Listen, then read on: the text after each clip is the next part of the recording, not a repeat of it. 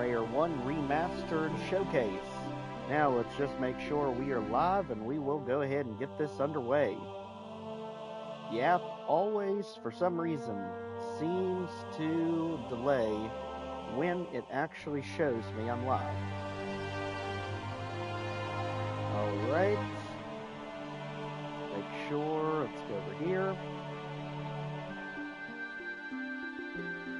And we are showing live. There we go. Alright. So, in today's video, we are going to run through much of the original Tomb Raider. As you know, each Tuesday we have the weekly series, and so far we are just about ready to hit the finale of episode 2. So let's go ahead back to where it all began to catch up some of the newer viewers. Long story short, we got attacked. We're in a cave. So this is literally map 1 caves. 3 secrets to find and 7 items to pick up. So let's go ahead and go. Now, every now and then I'll probably flip back to Classic just so you can see the variations between the two. Now, one thing that's really neat to me is many of the times when you switch over back to Classic mode, it's amazing how much brighter the Classic was compared to the grittier Remastered. So for our first secret, we just needed to come over here, and ultimately we need to grab in this direction, so I'd have to backflip and then jump. So back up, and just like that, got secret number 1.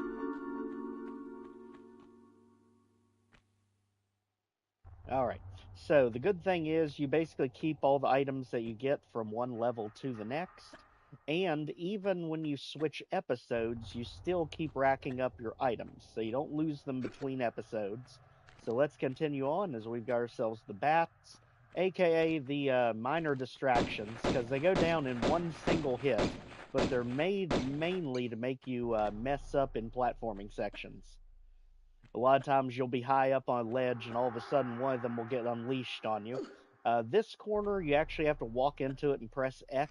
If you try to jump, you're going to fall just short of it. So this is secret number 2. Again, the bats are just a distraction.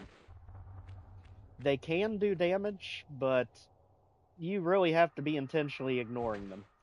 So just like that, we've got ourselves 2 secrets already. Let's go ahead, back down, and over this way. One interesting thing about the caves level is, unlike most of Tomb Raider, this map is actually very linear. So it really was, I think, just to get people used to a control scheme that they would be dealing with in this game. And again, just to lighten things up a little bit, we can always switch back to classic graphics every now and then. And back down the hole. Just like that, first half of this map's already done. This is literally a quick linear run with very little combat to have to worry about. So let's go ahead and poke our way up here. And now we're going to start getting into the wolves' den.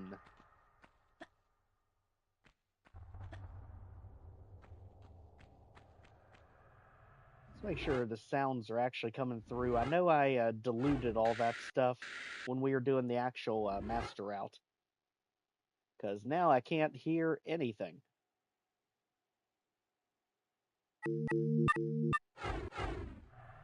There we go. Might be a little bit more forgiving. Let's see. It's because when it does throw music at you, it usually comes on extremely loud. So just a fair warning if it tries to do that again.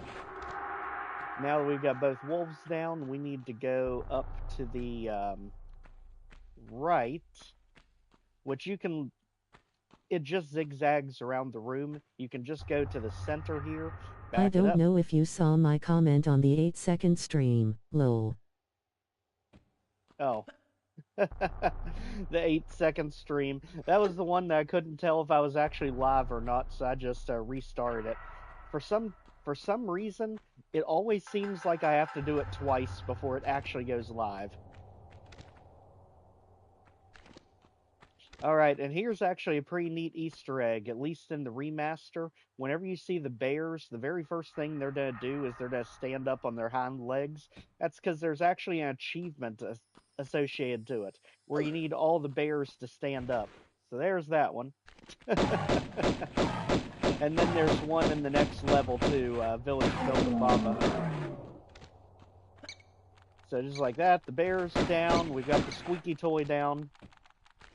And the other squeaky toy, as you remember from seeing the Tomb Raider 2 live stream, they basically just replaced the bats with rats and called it a day. They're basically the same exact enemy. And just like that, we are right back in the wolf den. So shortcut our way back up. Back here.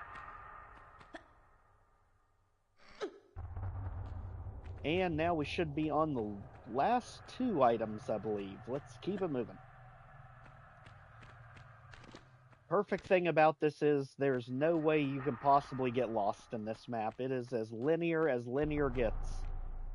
Because even when you fall in the pit, it redirects you. Now, what is missable is the item back here. Very sneaky, putting it way off the beaten path over here.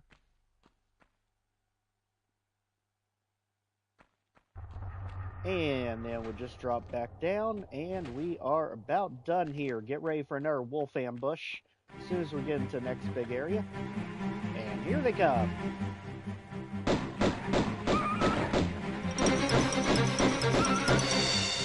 I love how they also give you a massive jungle gem just to be able to navigate around them. Over here is going to be the last secret. It's well hidden in the foliage. Although, if you're playing on the original graphics, it's not so well hidden. It is quite obvious in the original graphics. Let's switch it over so you can see. It's literally got these three plants just sticking here. Like, you're not going to notice there's something unusual about that ledge up there. It's like, huh. You can absolutely see it from underneath, too. Alright, just like that, we got one item left to go, and first map is done. This timed puzzle's very forgiving. The only thing is you just can't mess up the jump.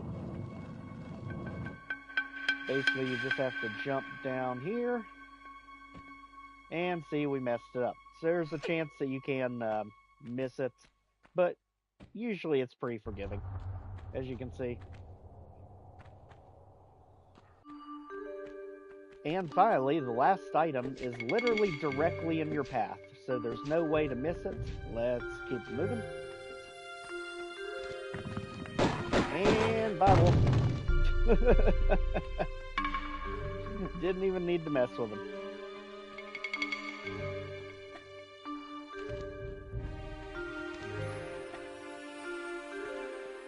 Alright, get ready, because the last one's going to be coming literally straight after you when you go for that item. So instead, just ignore the item and take it out first. There. And just like that, this map is done. Let's go ahead and hit the switch to open exit. We are on to the wall. And again, you can cut out those cutscenes just by switching to free look real quick. Slide back down. Let's make sure we got everything. No, we didn't.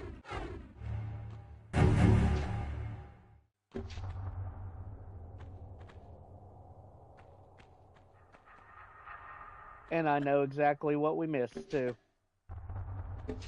It was in the bear pit. Alright, back here.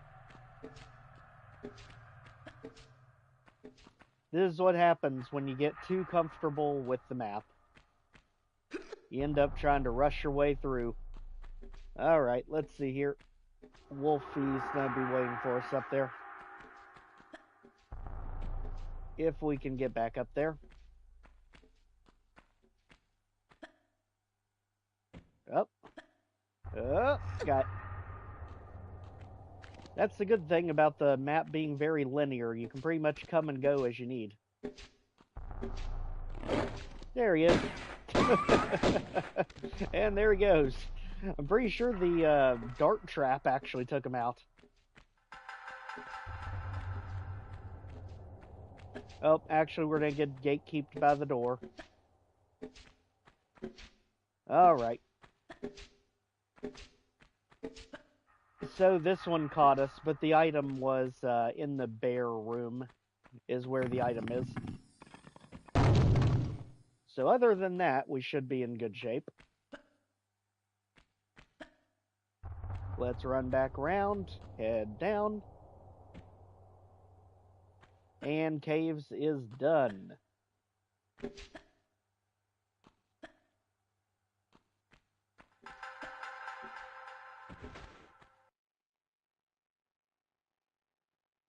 Moving us on to City of Vilcabamba, aka Welcome to the Wolf's Den.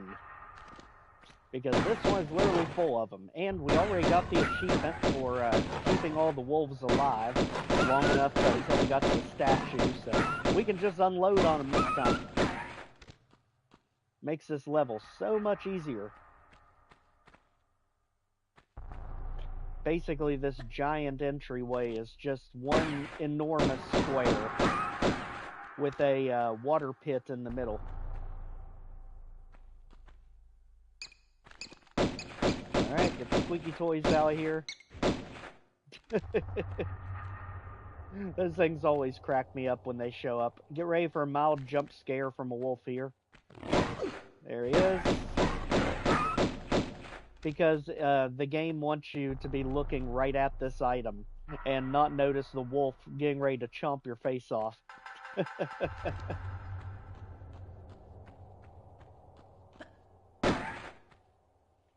Alright.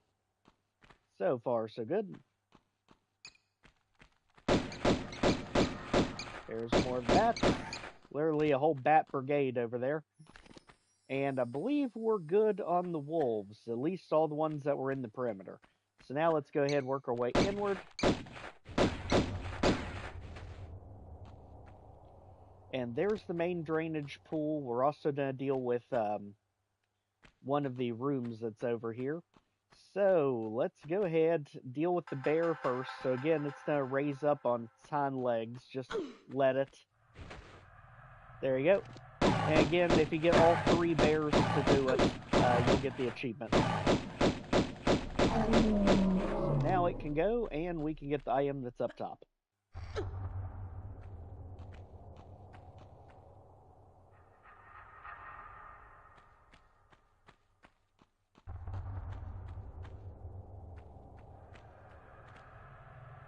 Alright, so just like that, we are off to the races. Let's go ahead and start with the water pit to get it out of the way.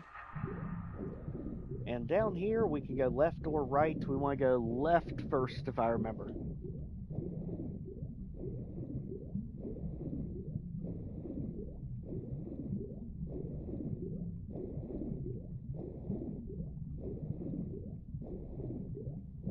And nope, we wanted to go right first. This is ultimately where we're going to open. We're going to open that wall panel there right across from the snakes.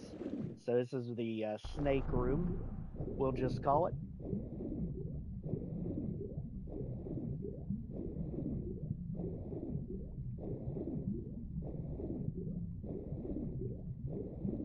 One thing that has always been good and consistent throughout all Tomb Raider games are the swimming mechanics. Oddly enough, very comfortable. So let's go ahead and pull that open. There's that door you just saw, now open and ready to use. And let's also get the other switch, which is way over here, right across from it. And you'll look like you're going to drown. Don't worry. We've got so many medipacks and medikits, we'll be fine. Just like that, we've got ourselves a secret.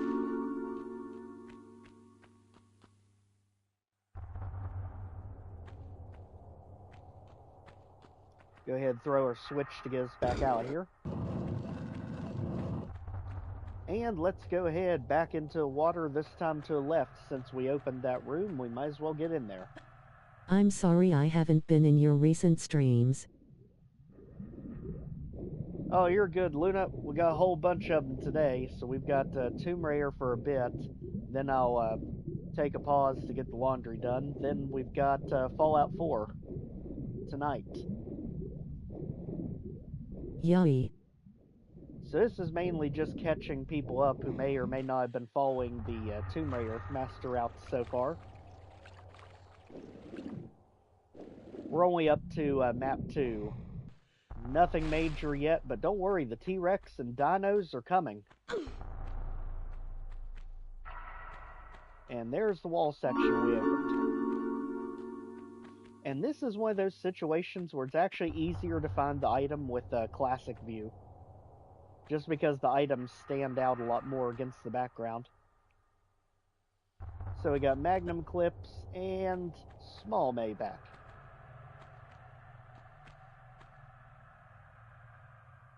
There we go.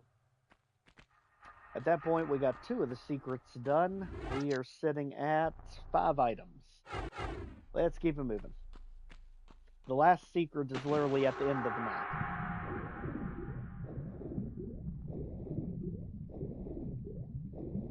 So at this point, the question becomes, how are we going to actually break ourselves into the city itself? Because we need a key. And at this point, let's just get where we can get out of here. Luckily, with all the wolves taken care of, we're not to be dealing with that in the background. And we're off to the races. Here we go. So this was the secret door. That's the bear room. There's our switch.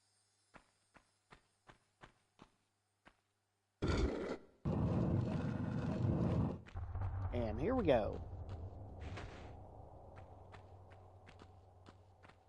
I also love how they completely re-textured all this stuff, considering it almost looked cartoony originally.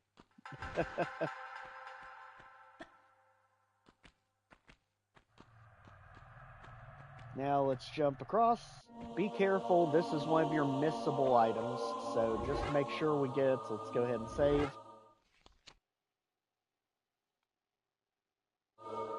And now all we have to do is run across here before the floor breaks, otherwise we can't get back up to it. Alright, just like that, we're good. Let's go ahead and get ready to push a box. This almost rivals the crate pushing from the Cistern at the end there, which is probably the most comical crate pushing we've had in Tomb Raider so far.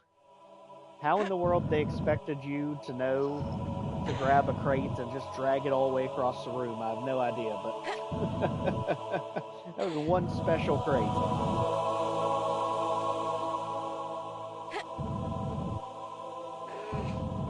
Alright, you literally had to push it all the way through because we have to get up on top of it. And the squeaky toys are back. Let's deal with them whenever they decide to get down here.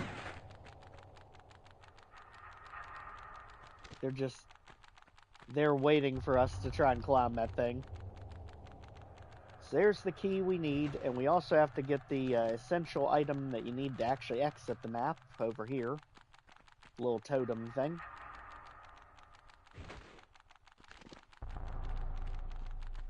Alright, squeaky toys, nowhere to be seen. Somehow. There it is. Get out of here.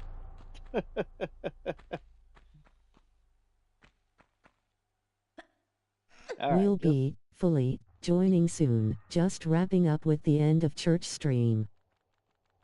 No, you're good. That is much more important. Alright, go ahead and take all of them out. And we are good. Let's go ahead to fall back down, and now we've got the key to get into the main city itself.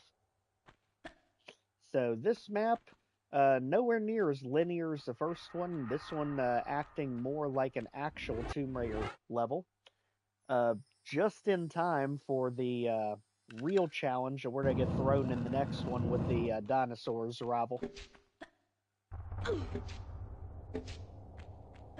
Alright, get ready, because we are back in the wolves' den.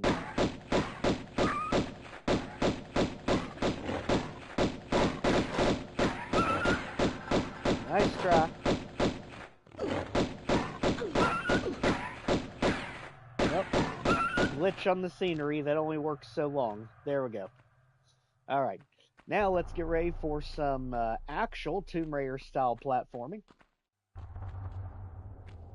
This map is so good at basically introducing you to all the different mechanics that you're going to be dealing with in the future maps going forward. So, up here, spin it around. What the? Excuse you. Trying to have a moment here. Now we can't even jump right. Alright. Let's try whatever that was again. Happy Sunday, Joe grinning face with smiling eyes. Happy Sunday, AK. Hope y'all are having a great one. We are getting bamboozled by random wolves. And squeaky toys. Alright. So, first chamber, easy, done. You just gotta count for all the random bats that just appear out of nowhere up here. Like that.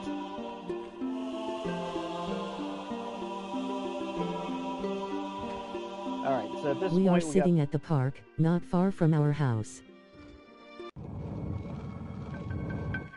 I don't know if the weather's holding out so well over there, but it'd be a good day for it. It's one of the few sunny days over here.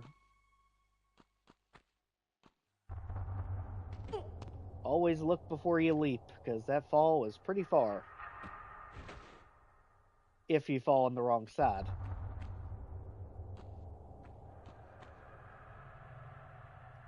So that'll give us the shotgun shells. Let's also make sure we can get down without completely breaking our spines. We've had beautiful weather this weekend. Perfect. This is the first day it's not rained over here for us.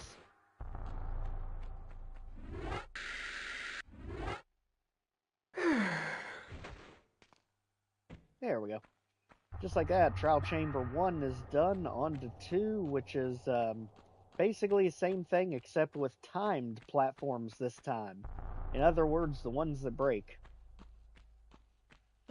So let's head back over here, and let's see if we can speed run this without getting too distracted. Then do a regular jump. Spin it around. Same thing. And then just run corners. Literally corners. Ah, too tight. Almost. Well, the good thing is you wonder, well, what do you do? Because some of the floor sections already fell out on you. The way they designed it, you actually don't need the floor sections at all here. Because you can actually jump from stone to stone. The floor sections just help. But with the tank controls, it's still a bit hard to pull a clean circular pattern. Of course, you don't have to play with tank controls. I'm just too used to it. Yeah, look before we leap this time. There we go. And there's the squeaky toy. They're always waiting for you up top. Just like that, we unlock the final door, and we're ready to proceed.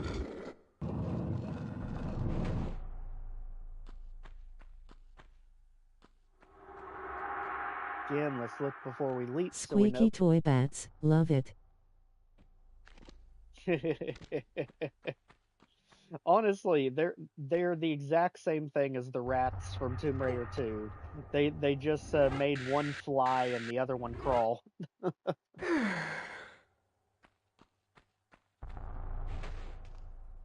And over there, we've got it. This map is pretty much done, but there is one very wicked trap here in the exit. If you remember, this one can royally mess up your entire run, so get ready. Here come the traps. And yes, none of them are synced with each other, so be careful. And they do sound exactly like a dog's squeaky toy. I can almost guarantee you that's exactly what sound effect they used for it, too. Alright, we're not going to go up the conventional way. We're going to come up here in the little hidden pool in the back. That way we just completely ignore the bear that's down there, guarding the exit. And there's going to be our switch. Then we need the other side for the final secret, and this one is done. Alright, bear, we just need you to stand up for us. And that way we'll have all three of them standing. We won't attack you, we just want you to pose. He might have already did that when he growled. Because he doesn't seem to be in a... Oh, there he is. Okay. And there's the achievement. So those are the three bears that you have to get to stand up. Now, unfortunately, you don't have the insurance policy anymore, bear. You can go. We're a little bit busy. Unlike the other ones, this bear wants to actually hang around for some reason. Alright. At this point, let's go ahead up this way, and let's get the final secret.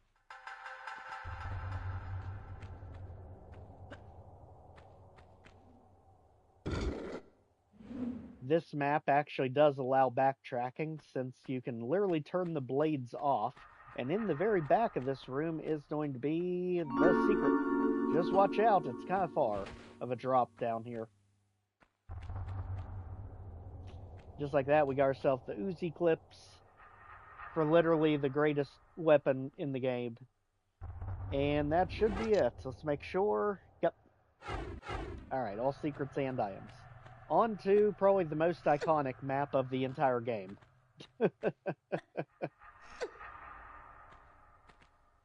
AKA, time to deal with the T-Rex.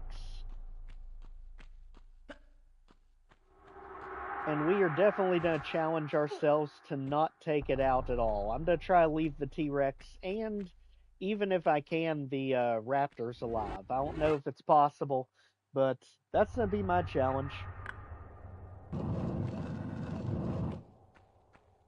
Here we go. On to the Lost Valley, map 3. And this valley probably should have stayed lost, because it is quite brutal.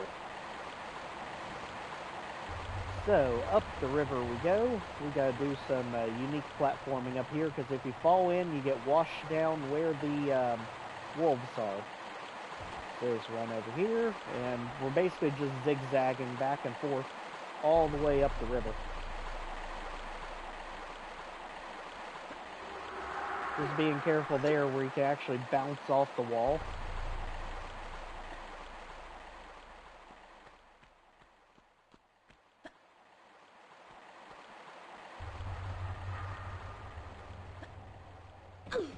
And AK, I've been hearing some horror stories about Map 20 of Back to Saturn X Episode 2. Apparently we've got another absolutely enormous map to prepare for.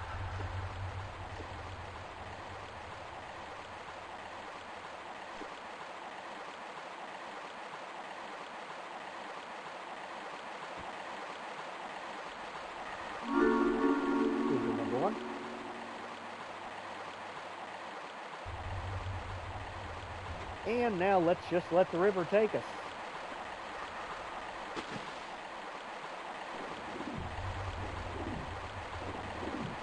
That's literally why you can't fall in. There's no way out.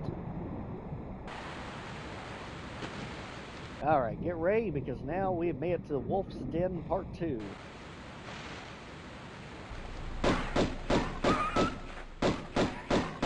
There's two. There's one hiding back here. Then there's a whole bunch of them back It's a here on the really right. fun map with a really good MIDI by Esselfertium. It's non-linear, which are my favorite maps. Yeah, I heard from Dean of Doom that it took over an hour to complete. He showed the auto map. It looked ridiculous. Apparently they had to break the game to allow it to function for how big it is.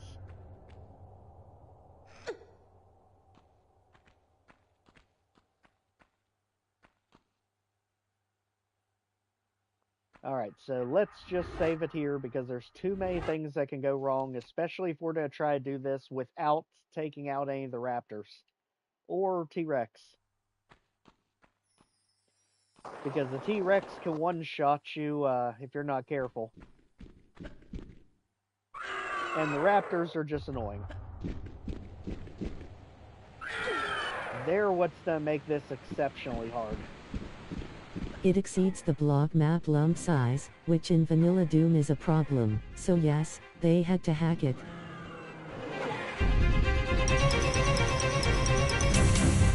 Alright, actually I don't know that the raptors will give us enough free time to actually get anything done. We gotta watch out for T-Rex, because it can cut you off twice quick. Yep. And again, we can only shoot the ones in here if we're trying to keep them all alive. We might have to break down and actually take out the raptors, because I don't know if they'll let us get some of the platforming that needs done.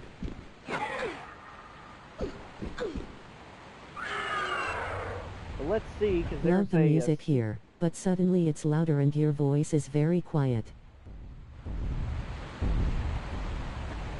Got it. Okay, let me fix that real quick.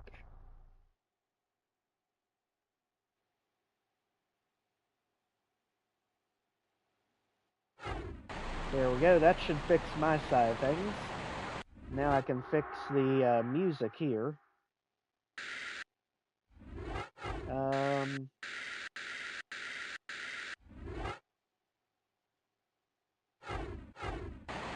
Okay. And then for a secret, we just go over this way. We have to make sure that T-Rex isn't below us, because the problem is its hitbox actually messes up with you trying to stand up in here. We found that out when we did the master route. I hear you now. Okay, perfect. And just like that, we've got ourselves yet another secret. This one has many. I think there's 4 secrets in this one. 4 or 5. Ultimately, we have to get ourselves 3 different gears before we exit this area. Now, the problem is, everything's going to be waiting on us, right there. And we got 2 more raptors that are going to show up over there. So, let's not risk it just yet. Here we go. Honestly, map 20 is my favorite, and yes, about an hour, but even map 20 feels smaller than map 25, the Blooded Library. One thing's for sure, from what I've heard, some of these maps are just gargantuan in part 2. I'm definitely going to have to do some research on them before even attempting them. And if we ever get struggled entries in Legacy taken care of, we'll finally have Ancient Aliens added.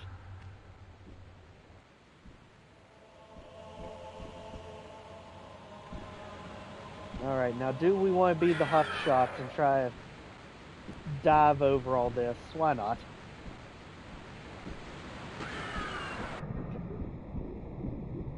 Now comes the hardest run we're to have to do, because getting to this overhead secret is going to be brutally hard with this many enemies running around. Ancient Aliens. Heck yes. Yep, there's that grab that ends you immediately. So, need to be extremely careful over here, because that T-Rex is faster than you are. So are the raptors. Basically, yeah, don't bounce off of things like that. Alright, in the water we attempt to go. There we go.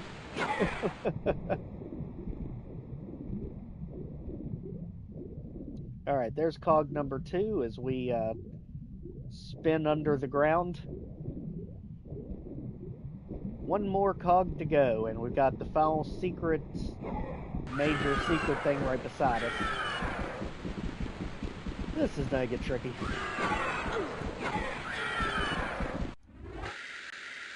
I'm not as worried about you all as I am the T-Rex, because that thing just ends you instantly. You all just take chip damage. Alright, so we need to get behind here to get up on the platform. Right there. It's one of those platforms that don't look like a platform. And these jumps are not easy to make, because they're all corner jumps.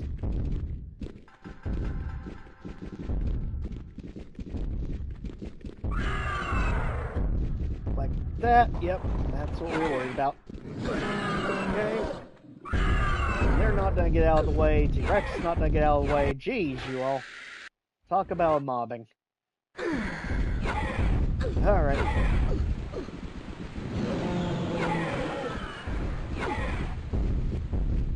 The good thing is, when the secret dumps you out, it dumps you out right in the line of the final cog. So, we just about got it. But again, the T-Rex is going to be a thing that changes everything here. Jump back up. Now we're too high for it, but it still can damage you. Let's get down here and try it. There, got it. And then we gotta do corner to awkward corner. Very weird jump to make here. And that's why it's a secret, because you would never think to make these really weird corner jumps. Dang, do you not have any weapons, or is it just strategic to outrun them instead? Oh no, it's just a challenge I added, because they exist in all the different versions of the game. I just figure let's try to leave them alive for an extra challenge. You can take them out, no problem. Even the T-Rex doesn't take that many hits. 4 different items up on the roof. It's basically every type of ammo plus a medipack.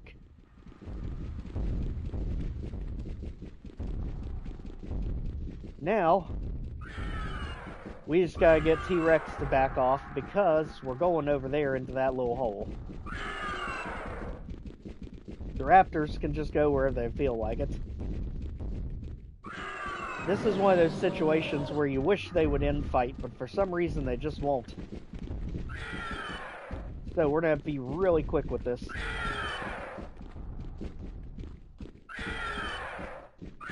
Let's go ahead, back down to civilization. Alright, go. Go. And up. Quick. Alright. Now we got up above the T-Rex. We just have to make the final jump to the cog, and the dinosaurs are nearly done.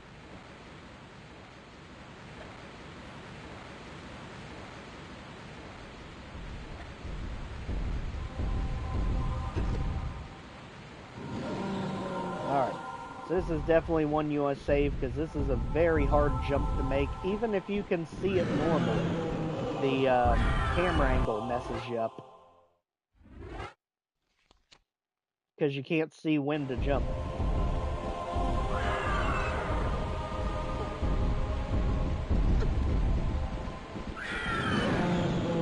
Alright, just like that, we got all 3 cogs, so we can finally get out of here.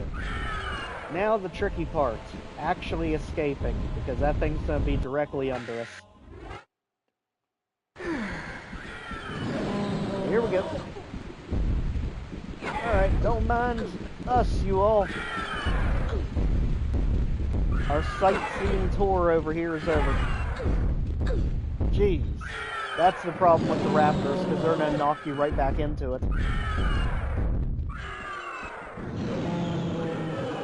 Alright, not out of here until you can get up there, and we can't get up there.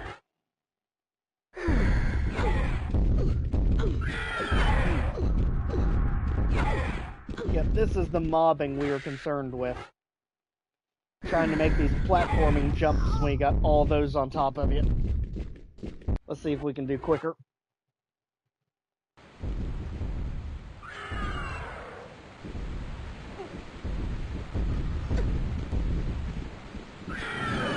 We need to somehow fake them out, going the opposite way, to give us enough time to get up the platform to get out of here. Let's see. Let's see if we can coax everyone this way.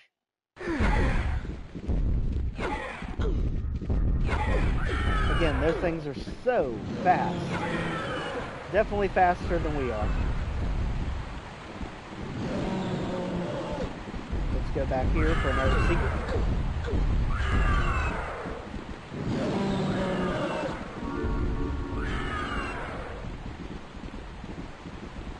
Alright, just like that, we've got everything done that you need to do here in the valley itself, bringing us to 4 secrets and 12 items. Ooh, here it comes.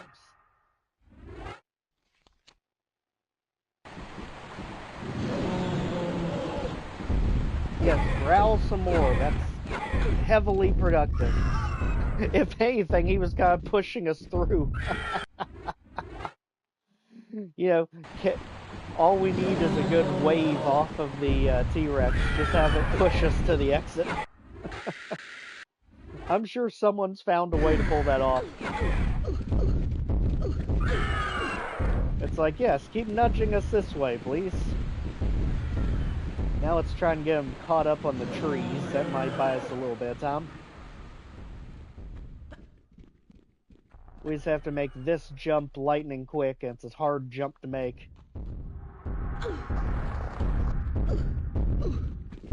Get out of here. It's like when the T-Rex shows up, you have no ability to jump because its body's in the way. Got... Gee whiz.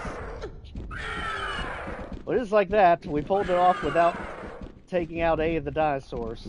So you all are free to terrorize someone else.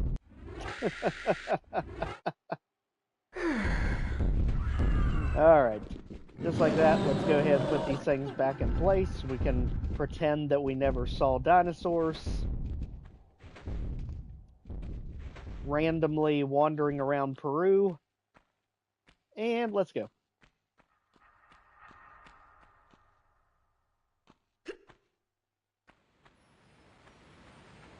The fact that literally Tomb Raider 2 over in China opens up with 2 more T-Rexes just shows someone has an amazing sense of humor in the developer's office over there. It definitely became someone's punchline.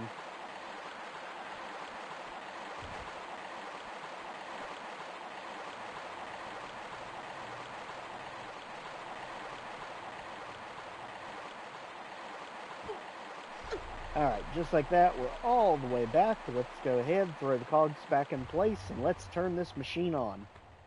Basically, we are damming up the water so that the waterfall dries up so we can get behind it.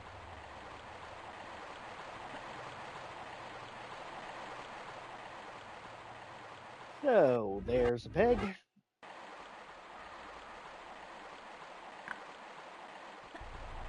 And there's the peg.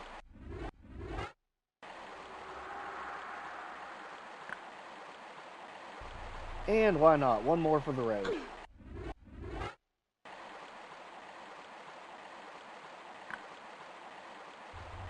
Alright, let's drain the water and we should be good.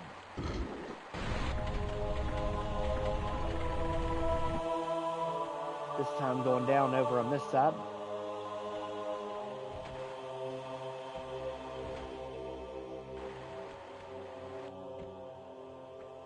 And be careful for this jump. We need this one to get ourselves the shotgun. Which is perfect for getting rid of the raptors. In we go. Normally this area was dry, so you could never pull off the ceiling swim you have to pull off over here.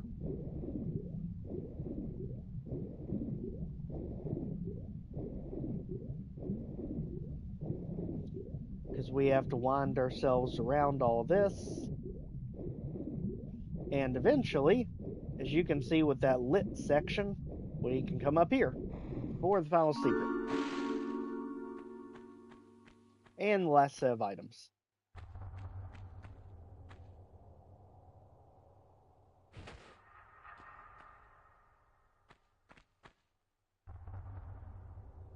And just like that, this map is done. Seriously, iconic for every possible reason. Really tough secrets to find, dinosaurs, and really cool level design. So as you can see now, everything's dry. This is where the river used to be. And now we can hop over, the waterfall's gone. And that's where we make our escape. On to the finale of Episode 1, Peru.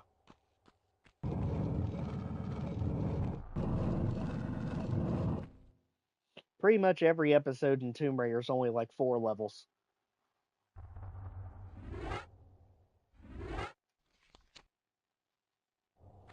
Alright, so let's just try out our new toy here. Because we are going to get a few unexpected visitors. Right after we go ahead, pull a switch.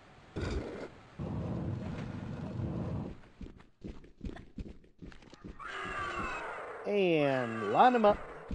There's one, there's two. Thanks for coming.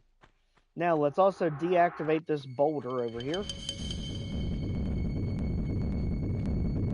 That way we don't deal with it when we're making our grand escape.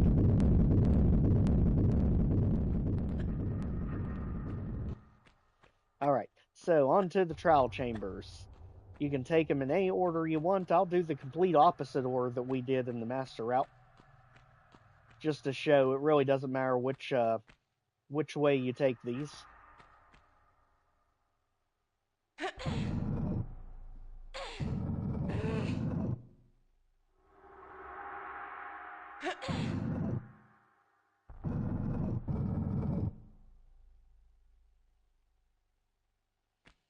And when you can't push it anymore, try a different wall.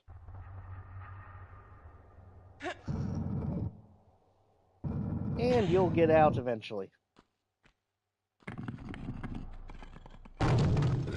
Now be careful, because this one is a mean trap, because that section that fell was actually over a spike pit down there. So, yeah, jump and grab. And this trial chamber's done.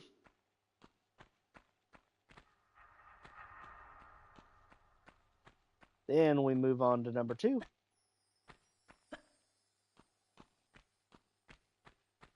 And this is going to be the wolf den.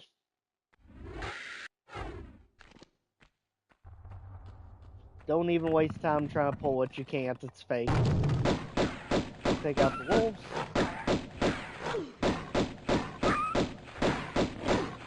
Better luck next time. And we're good.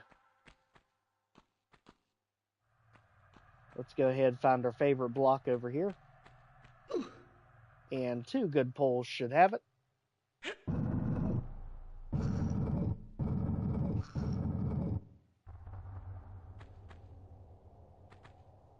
One, and out of the way you go.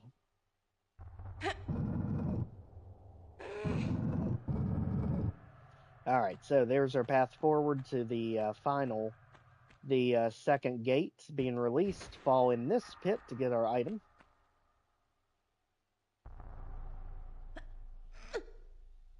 It's one of those where they get you used to thinking if you fall, you're going to fall into a spike pit, and then they mix it up on you.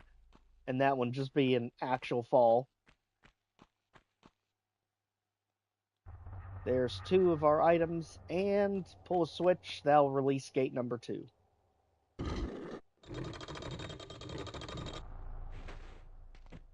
Okay, back down we go. On to the final trial chamber. This is the one that the map is probably most famous for. But not that way.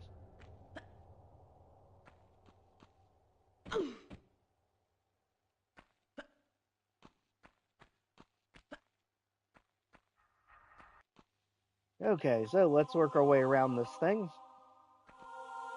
At this point, let's pull a switch. That'll move the box out of the way. We need that to make the jump.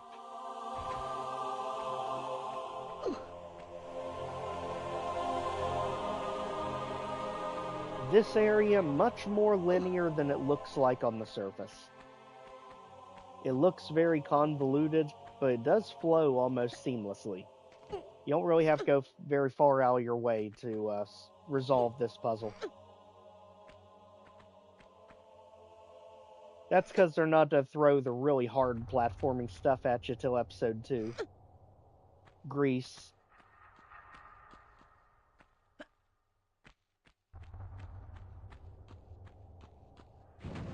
And down. And down. Alright, so like you can see, that one's moved out of place, so we need it moved back. Let's go to the right first and hit that switch again to put everything right back where it originally belonged. Just like that.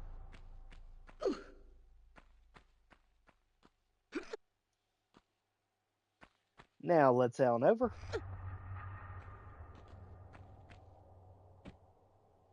Alright, go to the right to get to the switch that we need.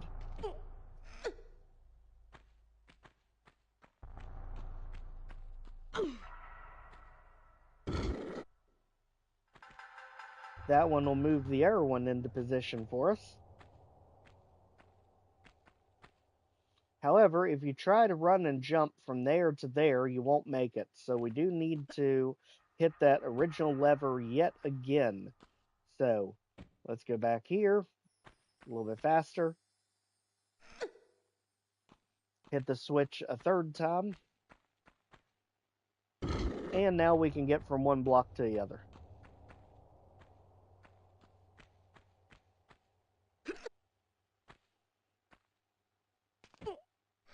It was always just a matter of moving the block to where you needed it at the time.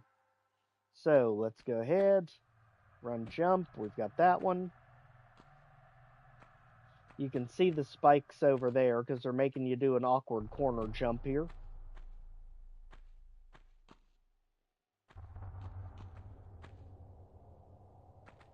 And just like that, we've got it. And there's the switch for final gate. Alright, so remembering the spikes are right under us, let's jump over them. Get ready for another raptor as soon as we get out of here.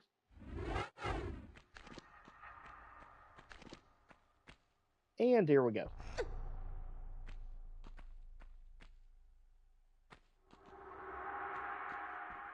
When we get to the Egypt episode, it's just going to get monumentally more confusing with the puzzles. Episode 2's kind of your last breath of sanity before the puzzles really start getting difficult.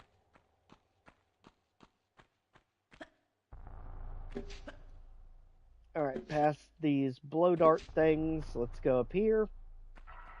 And get ready for probably the jankiest secrets to ever exist. Whoever designed this secret room absolutely despised people, I feel like, because this is very RNG heavy on whether you actually get the secret or not. So, save every time you try to do this.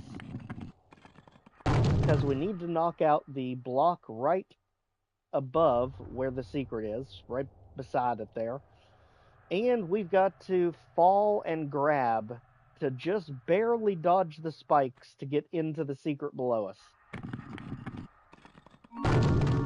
And again, it's very RNG heavy whether you hit those spikes or not. Just like that, we got the last of the secrets. Let's go back.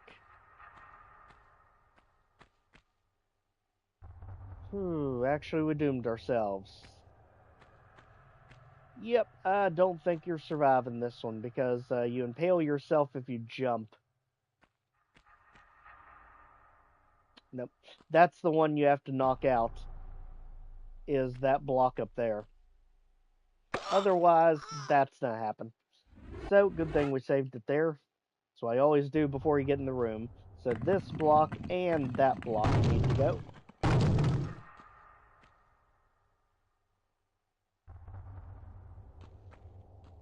Let's hope our RNG luck held. Let's see. Yep. Barely.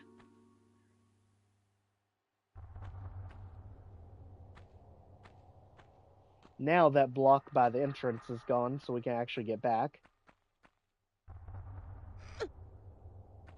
And now this map's more or less done. Let's go ahead and get this piece of the ski on. And also, let's snuff out the fake mummy over here. I mean, literally, we're looking right at you. Get out of here. Alright, grab it and get ready for all heck to break loose.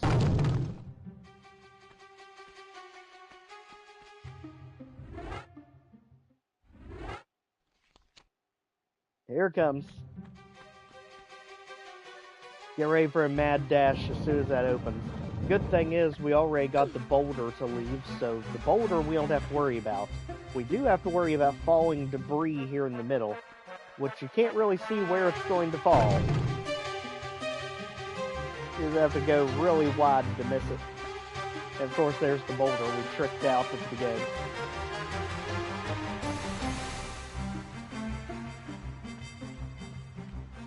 Alright, over here, let's go for the final secret, which is down here, in an area that opened up.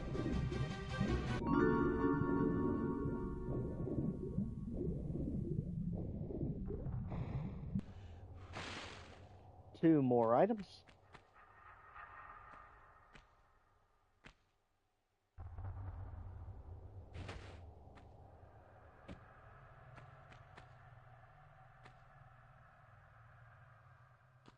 Alright, and back. Obviously, we're doing everything possible to ignore the guy. Larson, you're just not that interesting to us. Not as interesting as all the items we have to get, because there's still one hidden behind you. So for now, we just get to ignore you. Go back to where the dinosaurs were, because they have a little present for you now. If you didn't notice, we're literally back in map 3, Lost Valley again. Which is a great bit of world building there. There's the final item. Let's take out the boss. He's using pistols. We've got boomstick. Let's see who wins.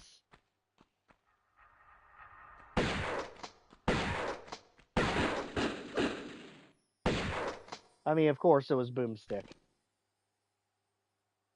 Well, you... Alright, so that one's done. Moving us on to episode 2 with Greece. And St. Francis's Folly, aka the one that makes everyone nauseous because of the height. Get ready, here it comes.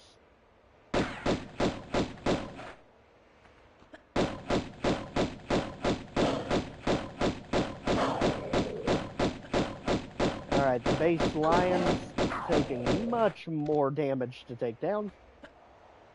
And let's go ahead and neutralize this puzzle right off the bat. You gotta pull it towards you first to unlock the door behind us.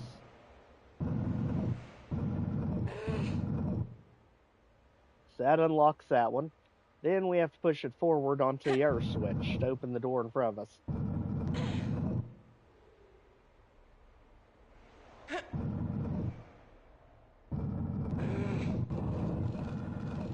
Alright. Jump over, and let's get ready for the apes. It's literally going to be an ape fest in here.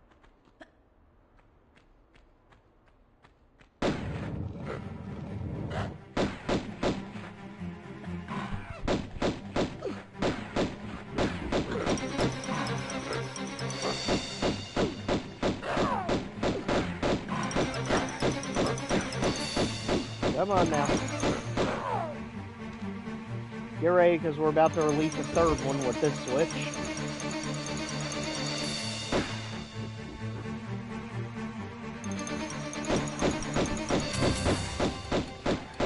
Stay at long range. That works for us. Perfect. And now let's hit this switch to get ourselves out of here. Now let's get ready for Pierre over here, who's going to start causing problems. Just ignore him if you can. He's just a nuisance.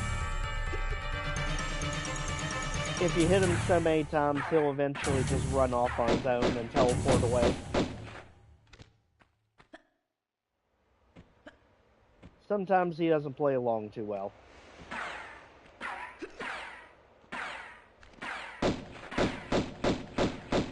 Go on, disappear, you.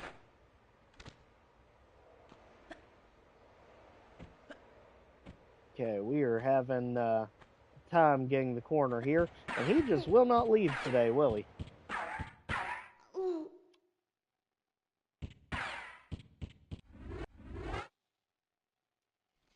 You're bullying us here. We'll have to take care of you the old-fashioned way.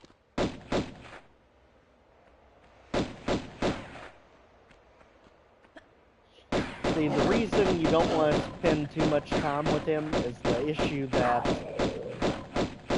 there's a chance you can actually get him engaged in fighting and he won't teleport away. And then it just becomes an unkillable enemy. So you have to be sparing about how you deal with him when he shows up. Just hit him just enough to get him to go away.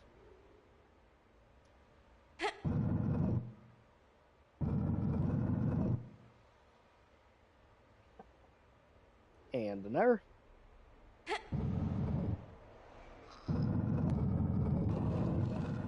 Alright, doors are unlocked. Weapons are out.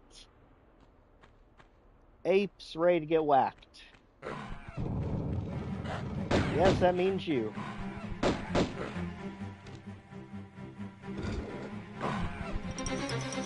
Then what the heck, we'll just go ahead and do all this if you all are just gonna monkey around.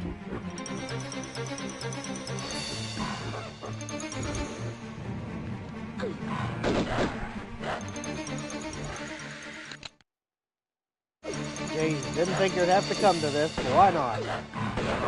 Out of here. All of you. That didn't work anywhere near as well as planned. They never look as tough as they are. Okay. Now let's get ready for Le Puke over here. Go away. Oh my gosh.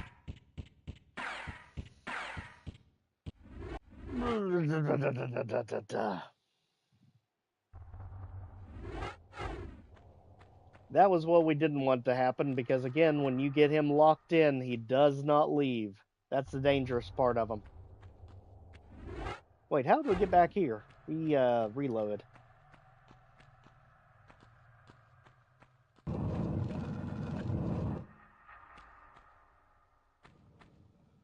And this is why we save. And that's the other reason. Literally punishes you for attempting to go straight down here. You've got to go off to the right. You're gonna get whacked if you try to go left. Like that. Got it.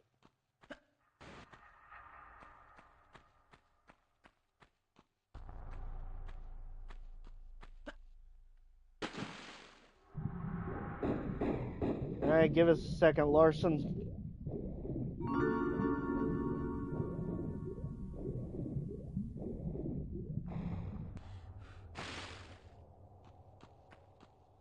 Alright, so there's the big one, which we're definitely going to need against the new guy. There's the Magnum ammo, which honestly we can't get the Magnums fast enough. They're hidden up in the Colosseum.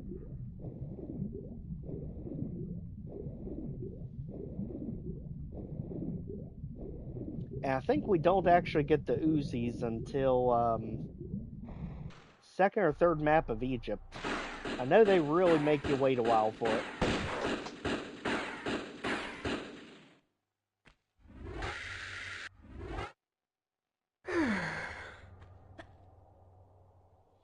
But for good reason, because you don't have the grenade launcher in this game.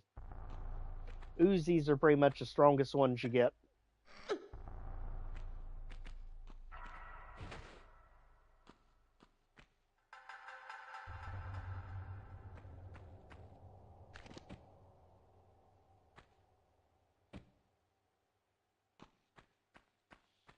Okay, and just like that, go ahead and make target practice salvage. Alright. Good spin there, Larson. Wow. Okay.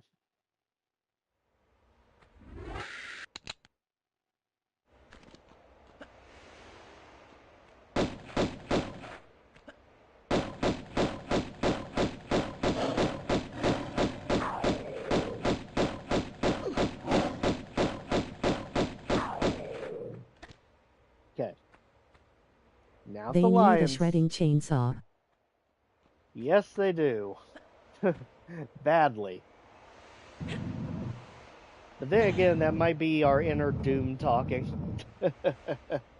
Or heck, go the struggle, Antaresian legacy route and just give us a drill.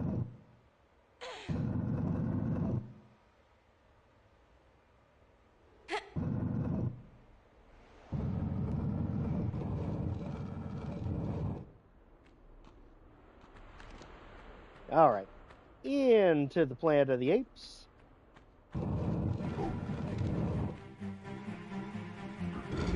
Mostly ignoring until we have to deal with them.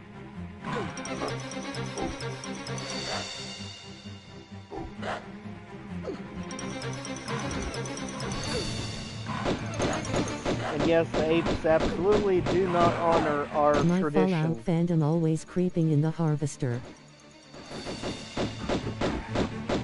Well, you know it's going to have to happen with what we're likely to be doing in Fallout.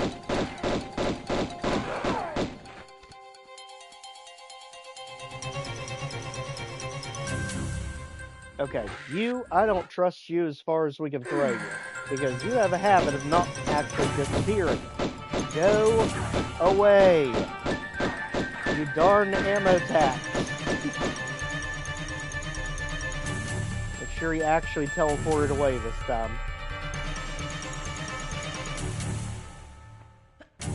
Okay, guys and gals, I think we got him. Let's proceed.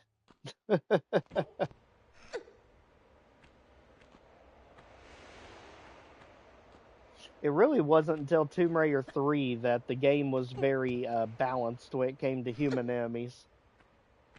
They always held a leg up on you.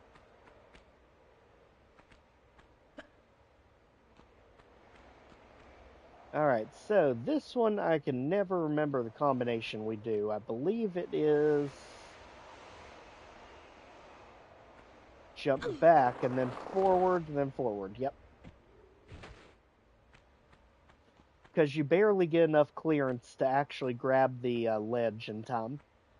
So let's go ahead, because you do the same thing on both rungs.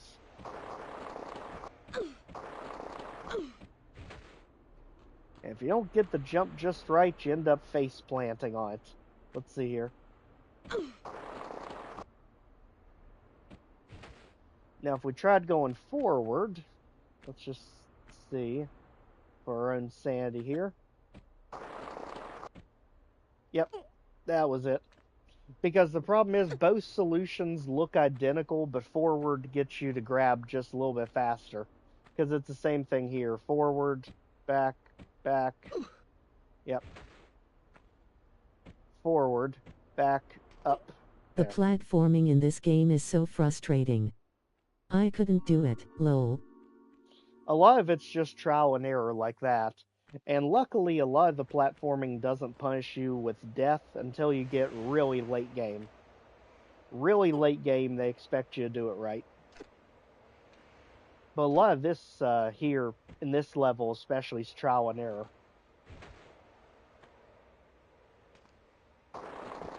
And the next level, Colosseum, is mostly combat, so this is where all of your platforming in Episode 2 is centered.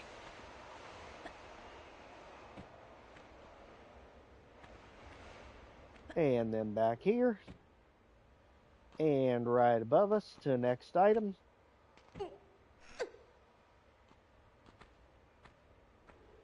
And then we get to skirt around the room.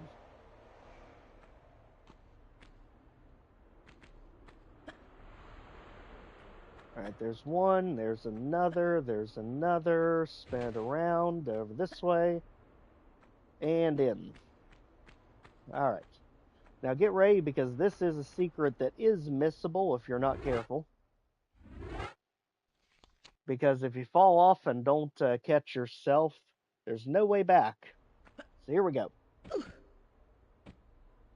3, 4, 5, 6. Even without dying. I despise having to start over and go through a whole section again when I always fall. Haha. Yep. Luckily, Fallout doesn't throw that much of that stuff at you. Every now and then it'll come up with something, but considering some of your power armor has jetpacks, you at least have a way to bypass it.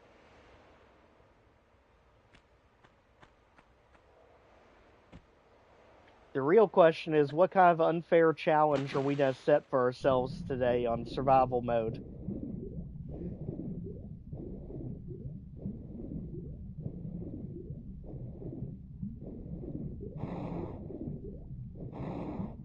The crocodiles just look worse than they are. For some reason, they decided to make the crocodiles barely do damage to you. I don't know if it was an oversight or just used as a gag, considering they should be the things that just one-shot you, but somehow they barely do damage.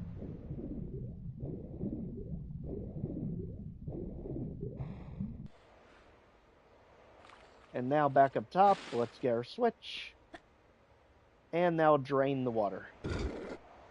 That's why that secret's missable, because now you can't get back up in that ceiling with water drain.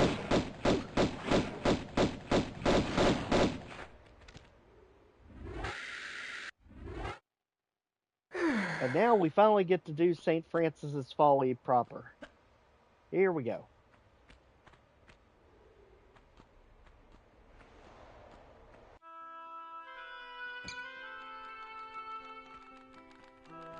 Alright, let's get our first switch over here, as the squeaky toys are making their way down to us. That's why I love it.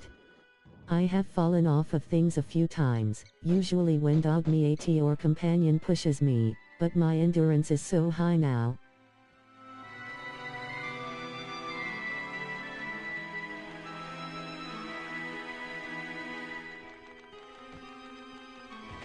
And if I remember, in our last survival mode of Fallout 4, we finally did find dog meat.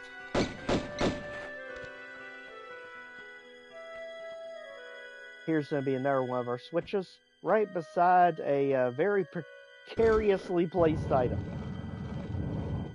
Opening Thor's room and Damocles' room. I fell from the freeway at Finch Farm while building, and it only took about half my health.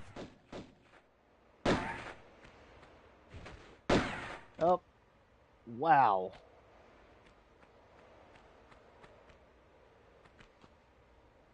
That is unbelievable. Mitigating fall damage that much in Fallout 4.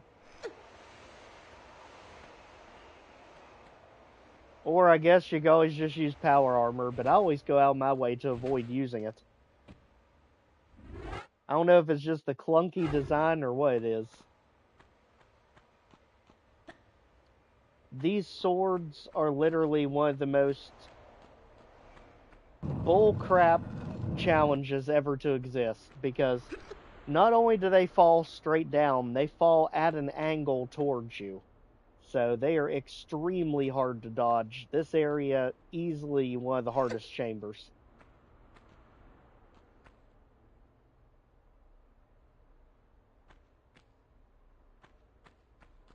Atlas and Neptune, they're the easiest two. Thor is pretty tough just because the amount of damage that electricity does to you, but this one is just flat out cheap. So get ready, because now we're going to have to dodge swords that we can't even see. Like that. All my specials are 10-11 without armor, except my luck I think is up to 8 now. I think I'm level 80, huh? Woo! Barely navigated that minefield. Yeah, because on the weekly master route, we are at 54, I believe. Oh, missed it. Somehow survived it, though. That should have been unsurvivable. At least it helped us get down to this bottom switch to unlock Neptune, or Atlas.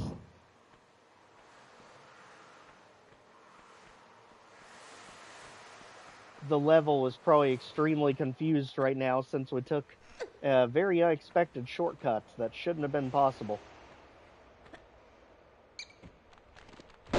Yes, squeaky toy, go away.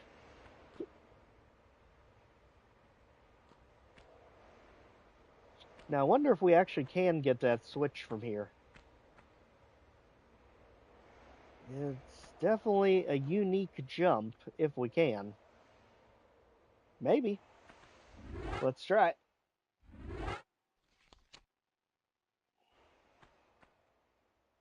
Yep.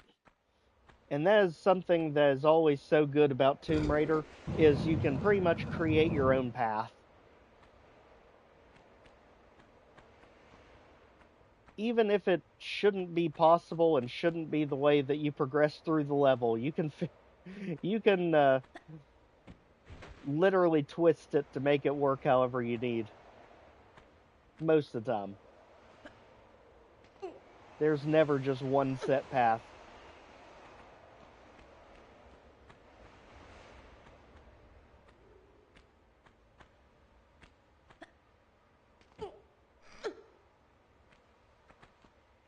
Okay, let's go up here to Thor. Bye, you two. Not making us fall off. Alright, so which one did we get? We got into Atlas. Okay, so 8 right there.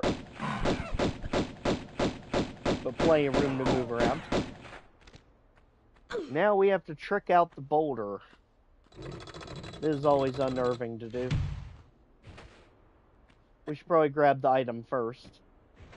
Just because it's harder to notice it when that giant boulder's in the way. Alright, let's trick it out, because you really have to get pretty far on it. There. And just let it roll right over top. Got it.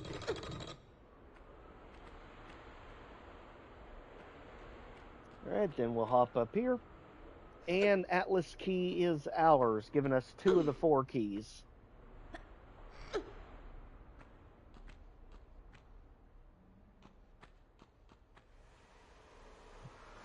Definitely one of the shortest of the challenge rooms.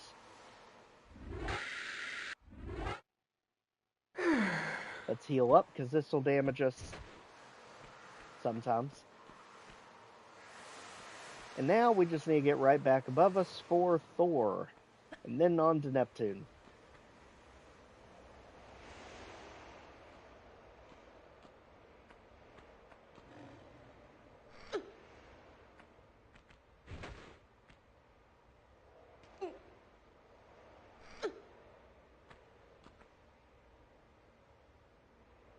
Okay, we are missing something here.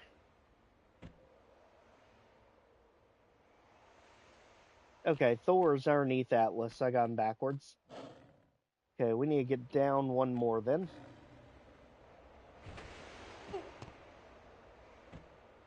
This is such a cool building. I love it. Absolutely love it. I absolutely hate the damage tax here from this thing, because it just does a ton to you. And you have to play chicken with the hammer, get Thor's hammer to drop, which will also make that come down from the ceilings. Make sure you don't get squashed.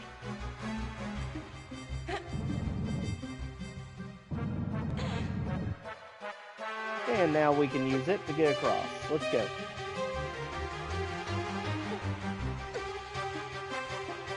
Same thing over here. Just get behind it. And give it a good nudge.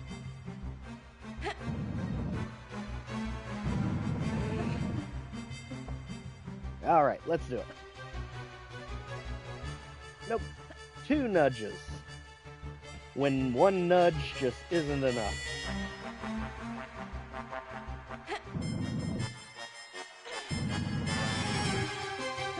Alright, there we go. Let's go. On to the next item that you literally can't miss.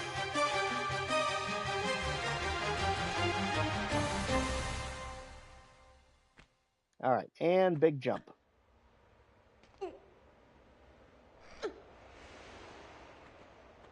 Just like that, Thor's key is ours. On to the final key, which is definitely the easiest one, Neptune.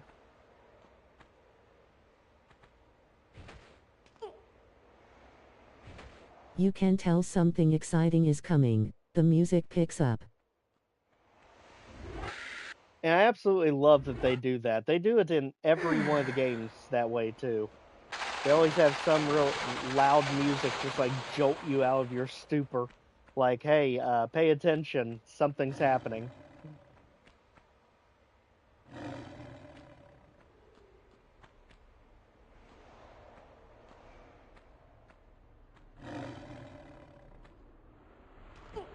Alright, just like this, we can get all the way back to the top. Apparently our guy's down there shooting at us again.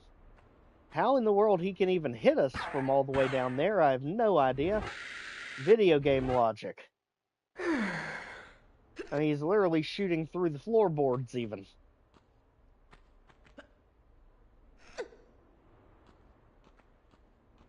Alright, now Neptune's just about ours. Meet over here. When my perception is still low, I depend on Fallout music to indicate a battle sometimes.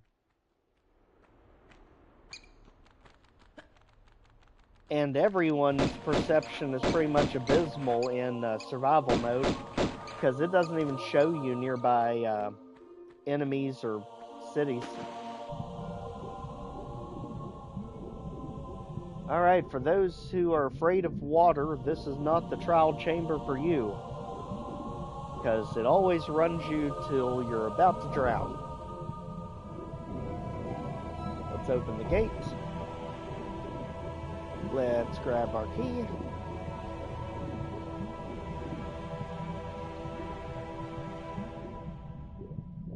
And now, really tall swim back up. You always make it, but it always makes you think you're not going to.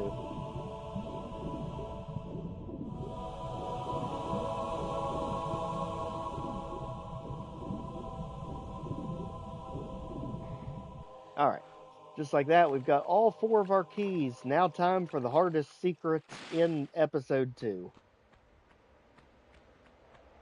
I will still stand on that. So to do this one, we have to get all the way over here to our switch plate and get ready for some of the most absurd platforming in the entire episode. This one's extremely easy to mess up, so make sure to save, because a lot can go wrong here.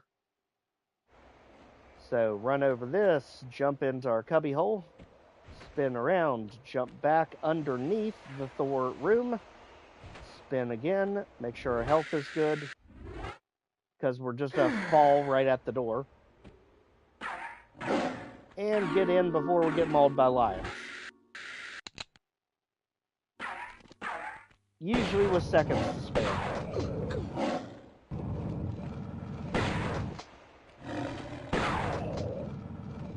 Okay, just like that. That's our final secret.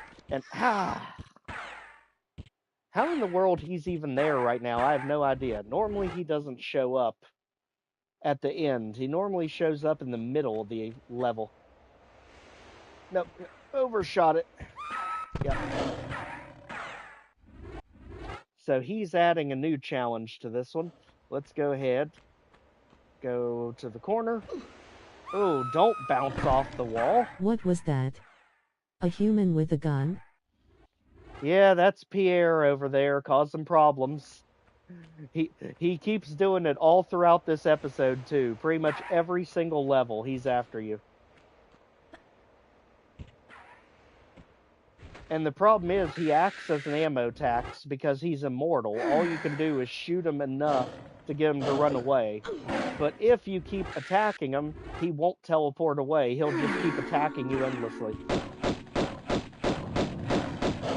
So we need that door to shut so it's just us and the lions. We need our privacy right now. Gee whiz. I mean, we're about to get more health. It's not like health is the issue here. Pierre is the issue. Fair. Ha ha. Yep, Pierre's the issue here. This is definitely an unexpected variable, because normally he comes in after the Damocles room. He normally doesn't come in here, at the end of the map. So he's definitely out of position. So let's just immediately go shotgun here. Let's just eviscerate everything that tries to enter this room. Pierre included. Alright, as long as we don't go near that door, it won't open. Pierre actually can't open it. And now we got the last of the items. Let's make sure we're ready for him. Because again, he's never at the end of the map here. Just shoot him enough for him to run away, like always.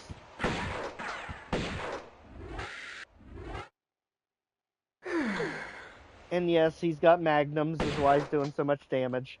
Make sure he teleports away and isn't just hiding back there. Good. Alright, this map is done. Really a great introduction to what you're going to be dealing with in the Greece episode. It pulls no punches for good reason. Colosseum, I think, is a whole lot easier.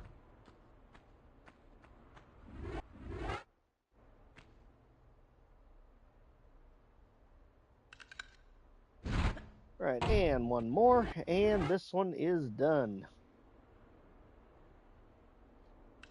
Love this map. That was definitely an unexpected twist at the end. On to the Colosseum. Now we can finally get our magnums that we have needed for way too long. Let's go ahead and deal with the croc before we jump in.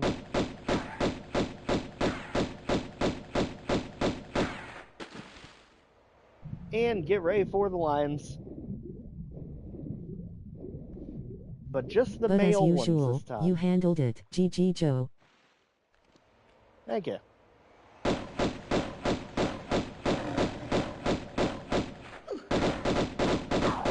Alright, there's one. There's one more hiding around here.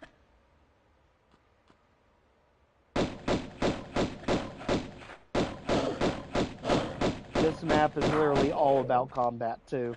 As you'd expect. The secrets aren't too bad in this one. I think the first one's probably the toughest one.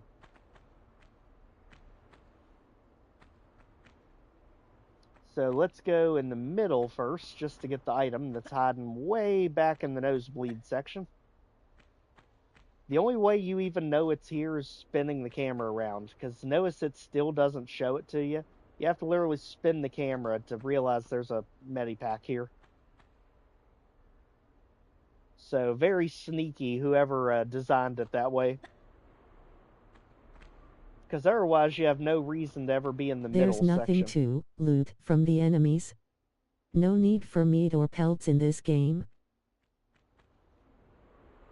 No, but in Tomb Raider 2, when you take out the human enemies, they do drop ammo. So they definitely made it better in the second one.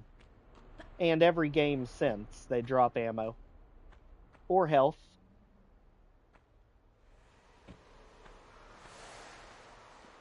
Okay, now this is the secret I absolutely hate to get because it's an optical illusion. It's nearly impossible to tell where you're supposed to jump, but we're jumping to a little ledge down there that you can't see.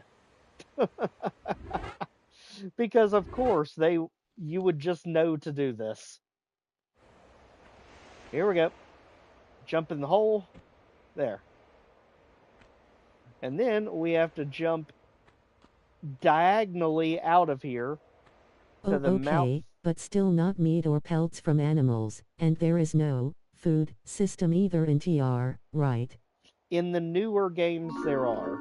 Now, this is the original trilogy, but there is a Tomb Raider new trilogy. And I'll tell you, that one is much more, I think, to be up your all's alley as far as Fallout type of gameplay goes, because you have actual weapons, you do have a food system, you can get experience and upgrade things. Oh. It's much, much more involved and detailed. And don't worry, I plan on covering those too. That's Tomb Raider, Rise of the Tomb Raider, and Shadow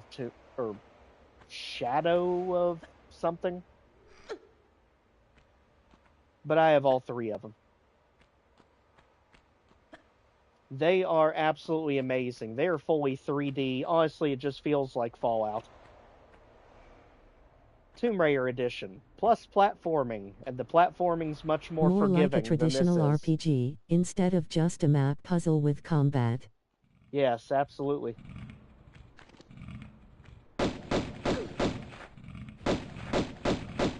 I need to try and give you all a sneak peek of it, because I've got it over here on the shelf.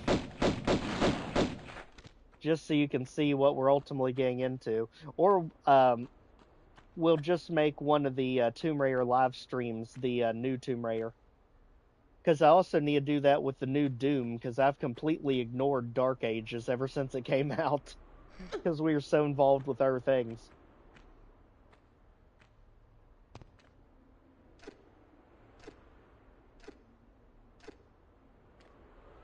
Depending on what happens with Minecraft, we may have an extra day open in the weekly schedule to put one of those to.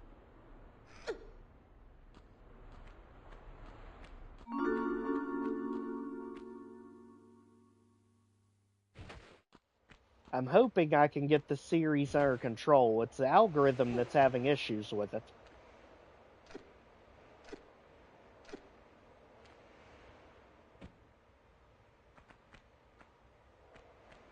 I mean, for a FPS with platforming maze, this OG trilogy is pretty fantastic. I can't believe these graphics are like 20 years old. Ha ha ha. Oh, the graphics that are 20 years old are these graphics. I love that the remasters let you switch between the remastered and the original.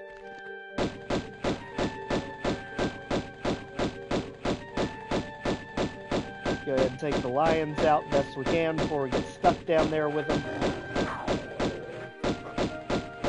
I also like how this is one of the rare cases where the original was actually darker than the remaster, to give you that foreboding sense of being stuck in a pit of lions.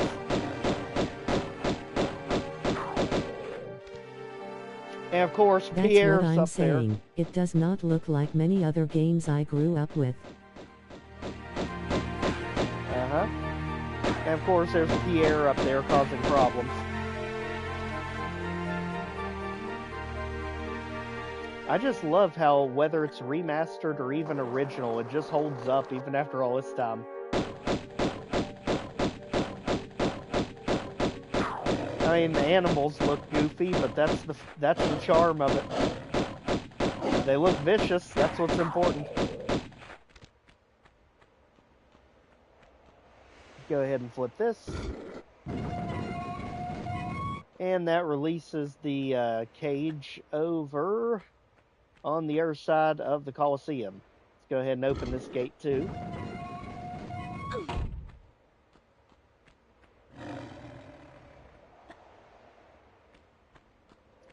And now get ready because the lions have multiplied.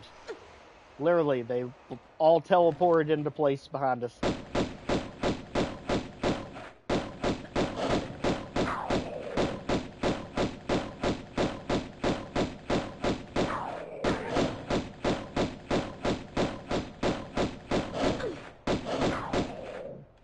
Okay, and is that all of them? Of course it's not. Get ready, you got one more waiting in ambush in the corner back here.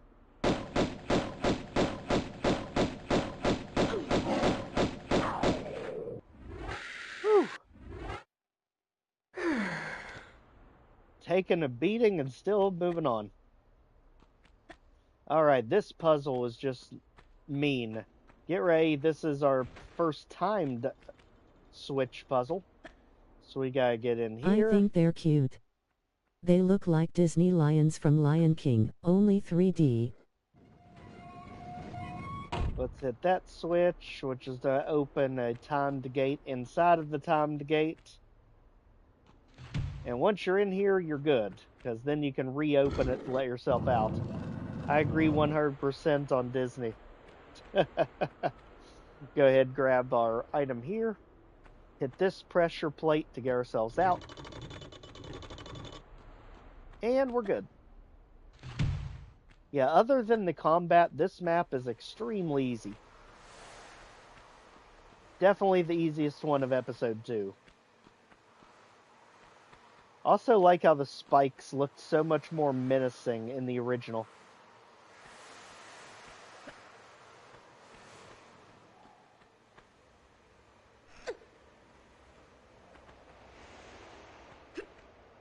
Alright, let's just keep going counterclockwise all the way up. And one item hidden behind us.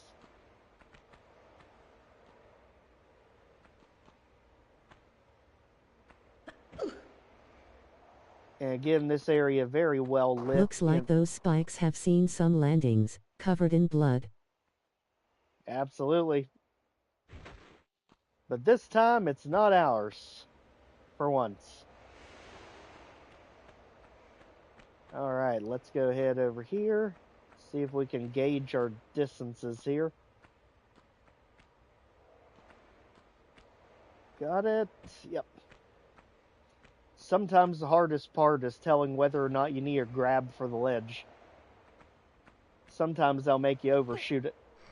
And now we got the monkeys, apes, gorilla things.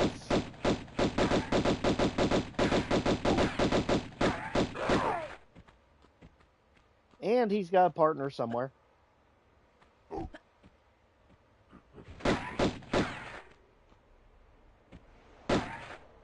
Well, we hear you. Where are you? There you are.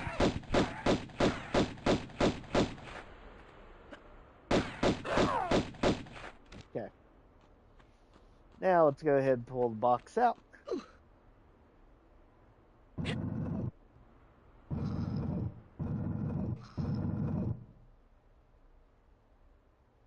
And now we can get started on the 3 very easy trial chambers. There's almost no way to mess them up. Almost. But the secret can be a bit of a headache to get the magnums with. The game is like, if you want the weapons early, you're gonna have to work for them. The way they did these textures is so cool. I mean, it's obviously blocky and sharp/flat surfaces, but they made the rock texture look great. And they add a lot of detail, especially to the Colosseum portions. I almost believe I could see these perfect angles in a real cavern. Absolutely.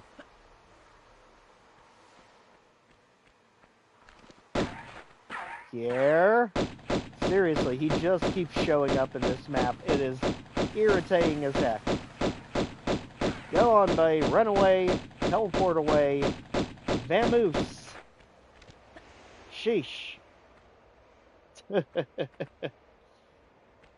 also love how it just leads into darkness in the original. It definitely makes it much more mysterious looking. Whereas the original's a bit brighter Yes, the this time. sculpture and painting details in the architecture is awesome too. Alright, get ready. This is one that we just have to hang out. As the boulder just meanders on by. And there's the first trial chamber done. It was just that easy.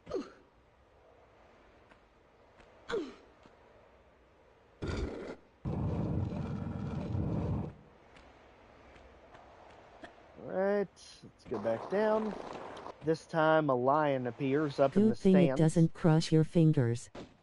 Exactly. Yes, back it up here. Just keep it moving.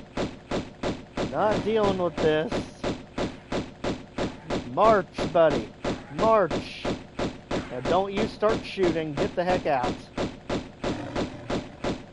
We'll chase you from here to Timbuktu. We could care less about that lion down there.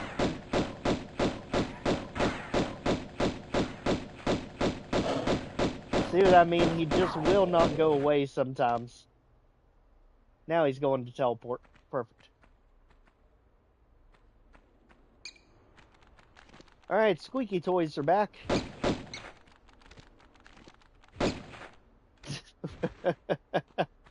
And now for one of the most infuriating secrets of episode 2, just because of how janky this one is to operate. So we have to run into the pillar and then just jump in every direction to get into that door up there.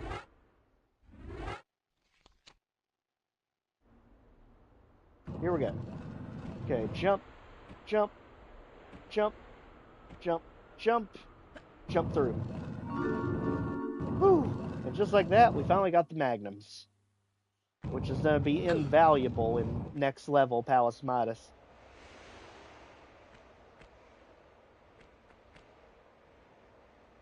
Yep, one more.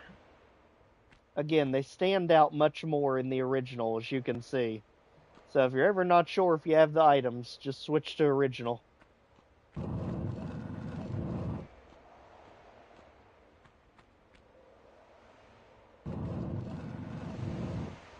Just like that, we got the switch, and this chamber's done.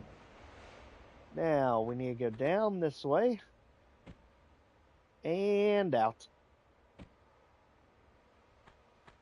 On to the final room. Next level is called Palace Midas, you say. I can't wait to see the gold. You probably remember from 2 weeks ago when it was featured. But yes, it is definitely my favorite map of episode 2. Easily. Alright, that opens the fake exit, which is not really an exit.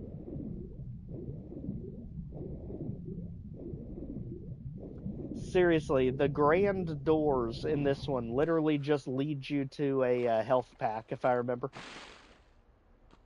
So there's going to be another item. And then we get to play Let's Push the Blocks some more.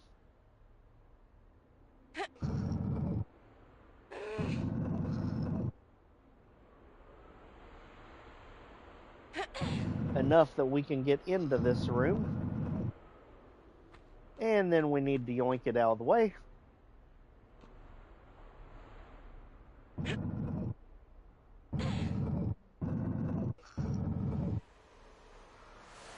Alright, now we can get behind it. And there's the key that we need to exit.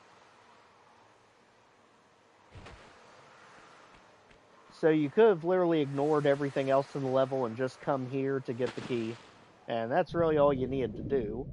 Now we just need to make our way back because everything's going to teleport into place to stop us from getting back to the exit gate.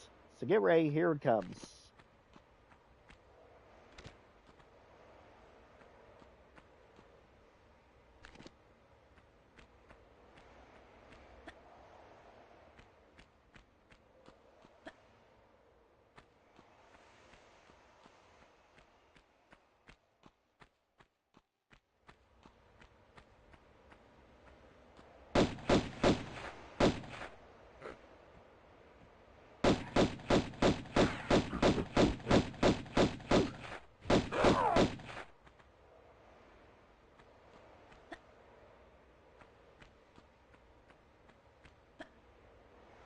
Well, we were expecting more there, but they just weren't quite alive anymore.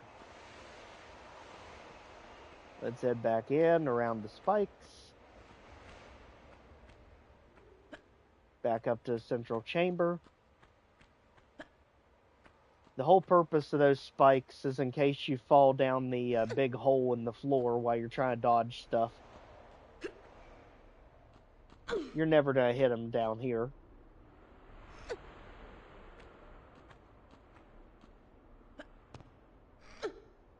And there's a handstand.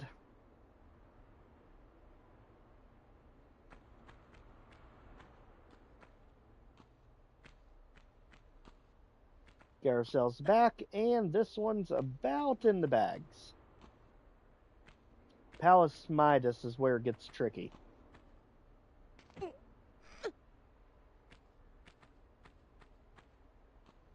Alright, so before we go in the exit, let's go through the fake out just to get the item. Absolutely looked like it should have been the level exit. But nope, just a Maypack.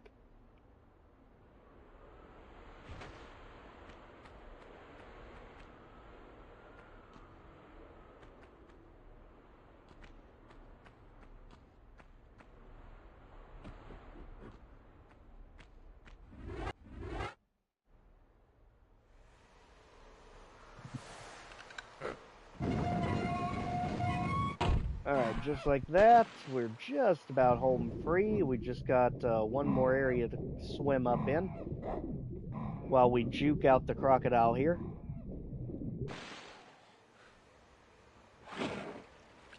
That way we get our switch to the exit, and this one is done.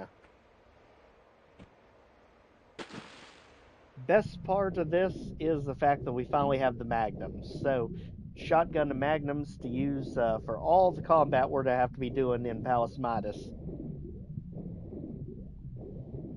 There we go.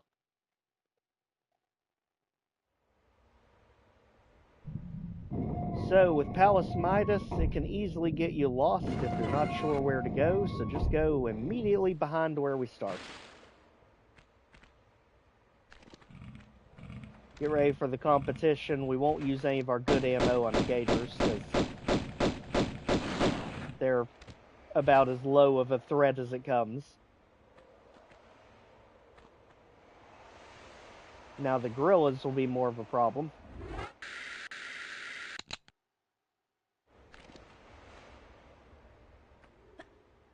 So let's get them ready. And here we go. Into the Grand Central Station here.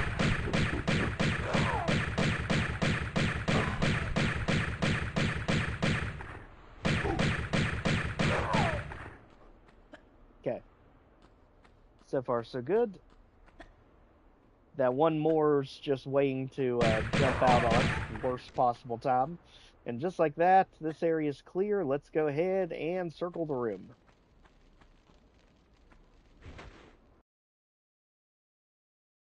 Most of these you don't need to grab to get between. It's not until you get here.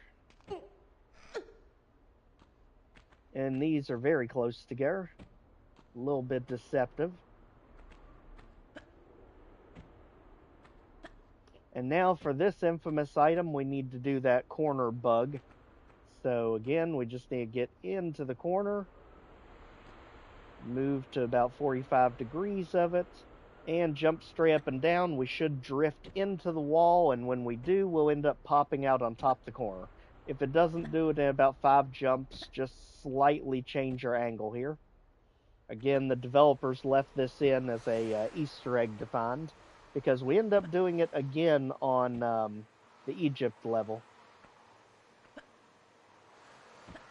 They were testing whether or not you could find the bug that they left in the game. And we're almost glitching through the wall, not quite.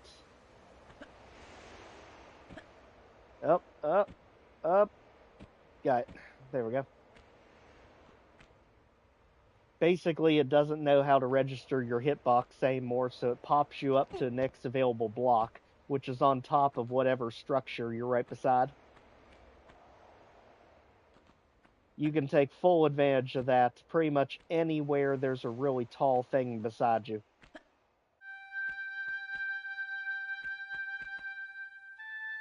Alright, so our first door, I believe, is down, all ups and then down.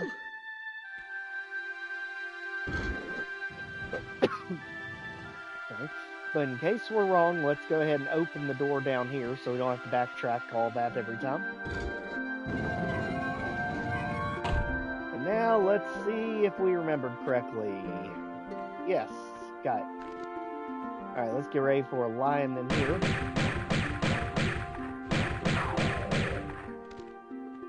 And this is ultimately where we're going to bring the gold bars after we've turned the lead to gold, as you can see right there. Up at the very top, there is one of our items.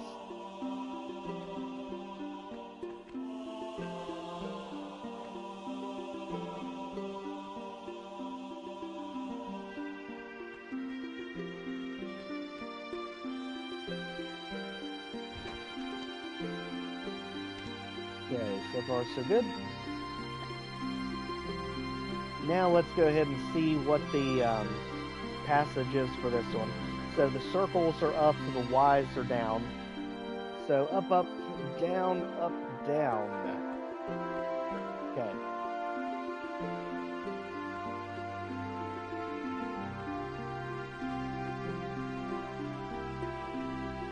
So we go here. And backflip. Okay. So down, up, down. Rest of them have to be up. And always make sure before you jump off of here that the door actually opens. And that one did. Let's go. This one should be the spike pit. Yep. You can already see the columns in the middle of each spike. We're about to raise the columns over here.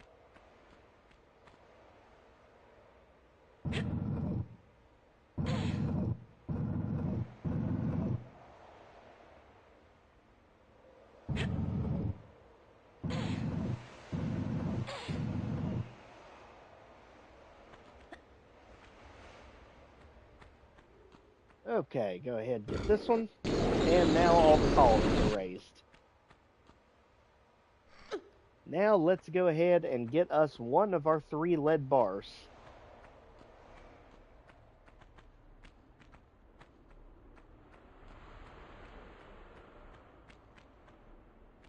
Very sneaky trap, by the way, there to make you inadvertently run off to your own doom.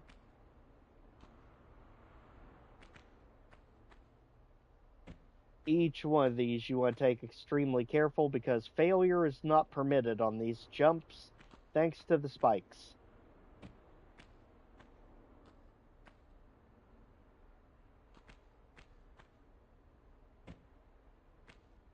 Okay, careful because this one's not very far of a jump. And same thing here. So it's easy to overshoot these two. And then just jump in. And don't get pushed out by the group 8. That's why we want the magnums.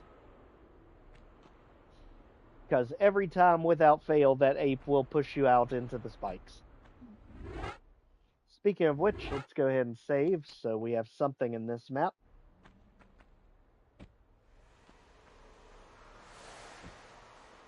And this one's done. On to the 3rd door.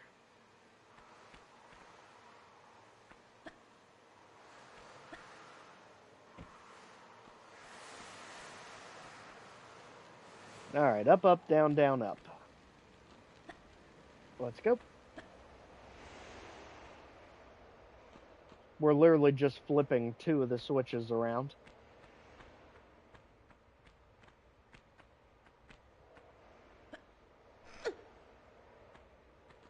Okay, run forward, flip back.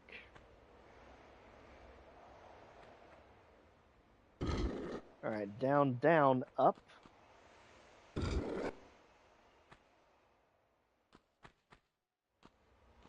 Let's make sure it opened before we go down there. And yes.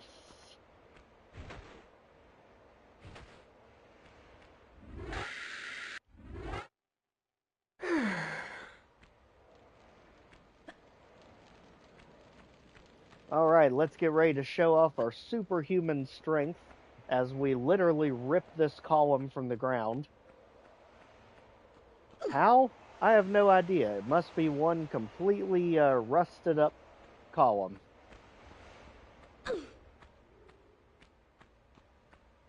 Because this thing just comes apart like tissue paper.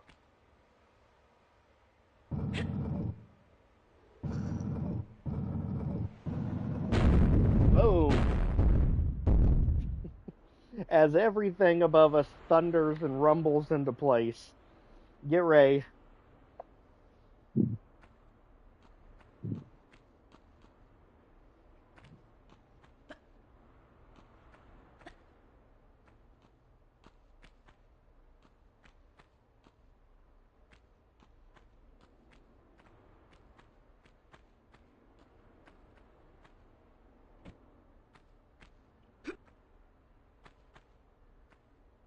All we can say is, Lara, you have some superhuman strength, because that is ridiculous. Now, let's continue on over here, and we're basically just doing zigzag patterns.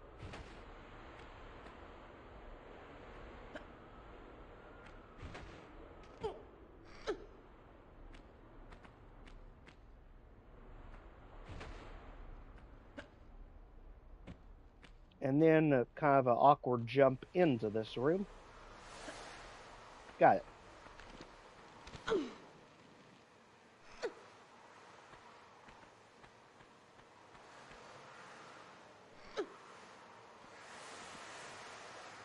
And then don't fall for that gap that's there. Get ready, because here come all the enemies.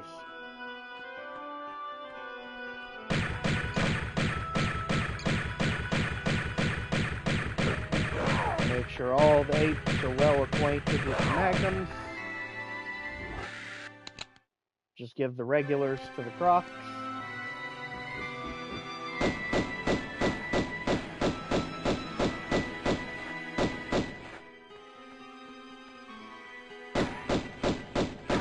Don't worry, you can get it too. Thank you.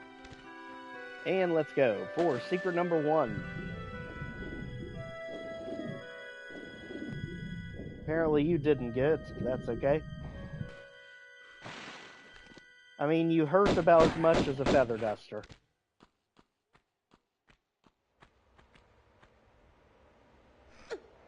Alright, so now time to scale the outside perimeter of this room. Just be careful not to overshoot that slope, because you need to slide down the slope and jump over to the other side.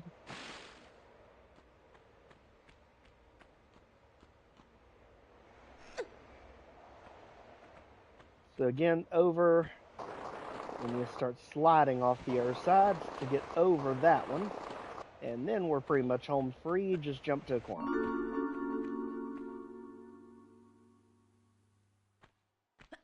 Alright, with that secret in hand, let's go back.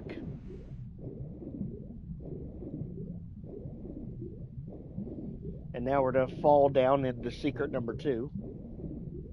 It's one of those that you can only tell based on switching the camera angle.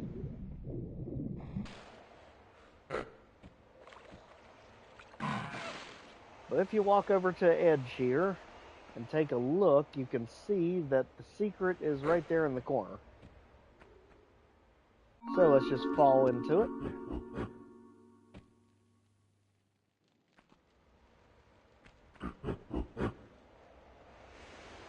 And get ready for the apes.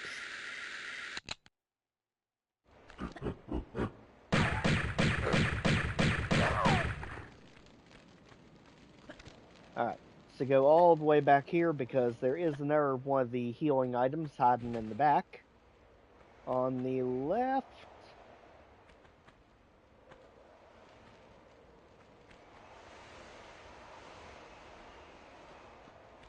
or right. Just keep our eyes peeled. There it is.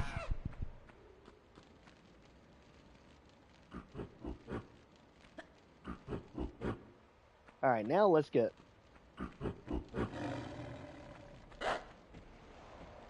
Jump over here, get ready for 2 more apes there to ambush us. 1 in this cubbyhole. And 1 in the very back cubbyhole.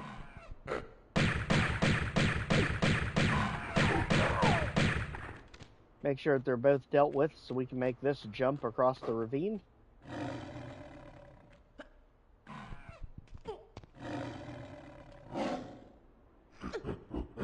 And now lions and apes both down there are after us.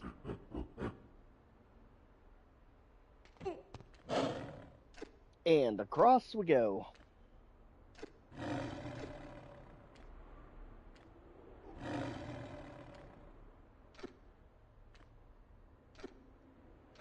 Don't worry, the gold is coming. So we're about to get the second of our 3 lead bars. And there's our squeaky toy.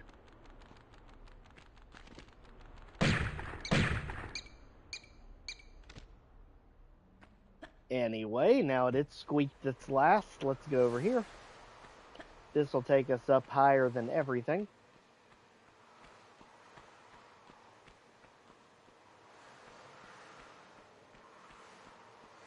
We just need to make sure not to fall through the ceiling tiles up here. Otherwise, you drop back into the area where secret number 1 was.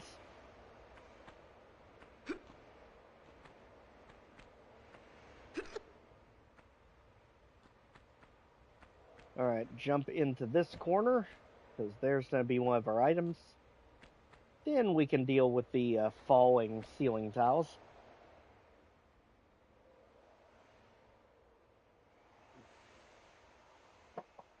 Alright, just jump over, and let's go.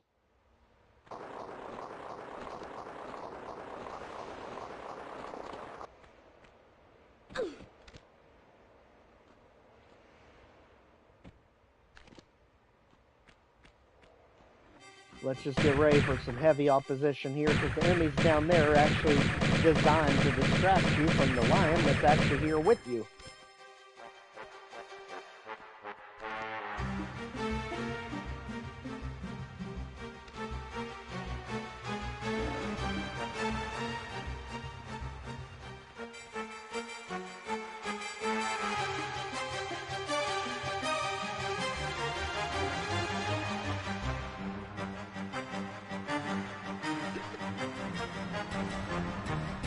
Alright, just like that, we are now above the pillar section, which is in the side room down here. Go ahead and take care of the enemies, since they're seeing ducks. And now let's get across. And in the moat. As soon as we deal with the crocodile.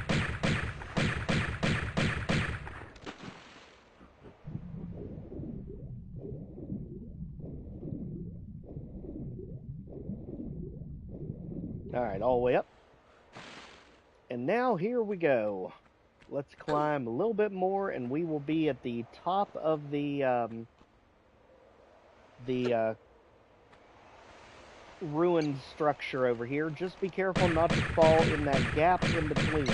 Again, the bats will make you panic and make a wrong decision. So jump over it, and there we can get ourselves lead bar number 2.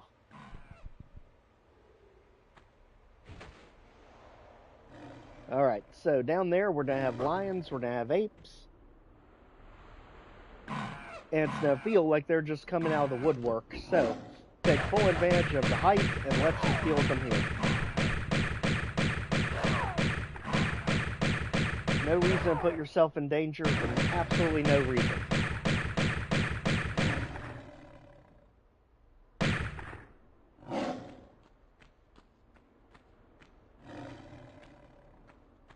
Okay, we can still hear the lion down there, so be careful.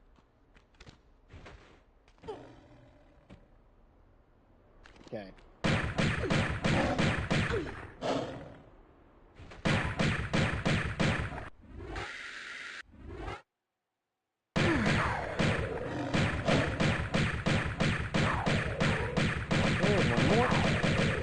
And got him. If you don't mind. Thank you.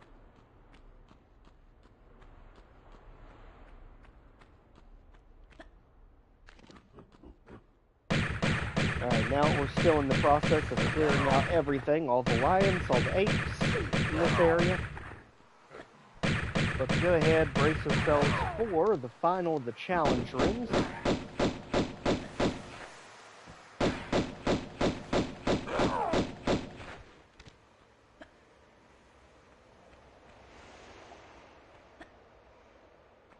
Alright, so for the final trial chamber, we want to get all the way back up top. Our staircase, let's check the final doors code.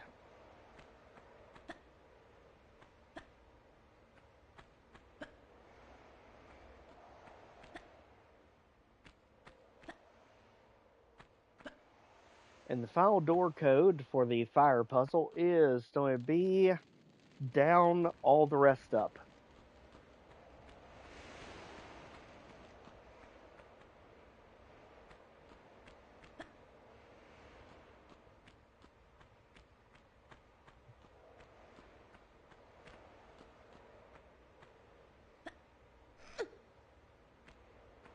And all the way up, backflip. And everything's got to be up except the first one.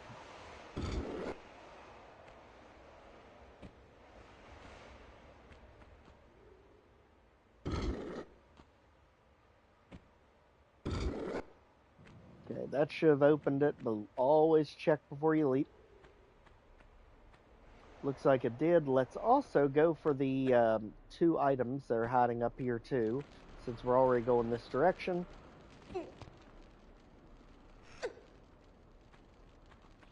And we just want to go to the edge where we've got 2 items very cleverly hidden.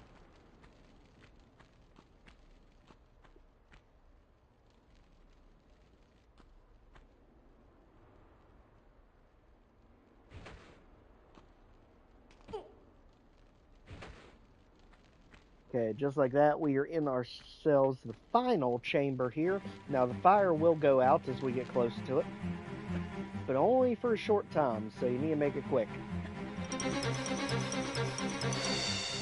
Careful here, as you still need to run up. And if you get set on fire like we're about to, just drop in the water, we'll put ourselves out.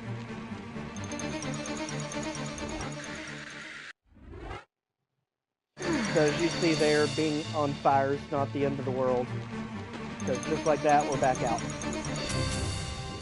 And here come the rats. They actually make their debut here. Precursor of what you're going to see instead of the bats in Tomb Raider 2.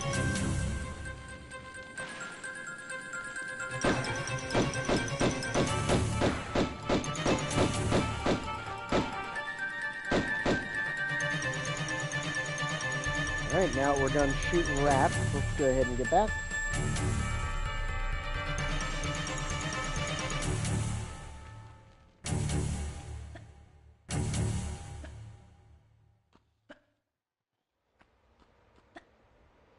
Alright. So at this point, we've got all of our bars. Let's go ahead and get to the statue of Midas itself.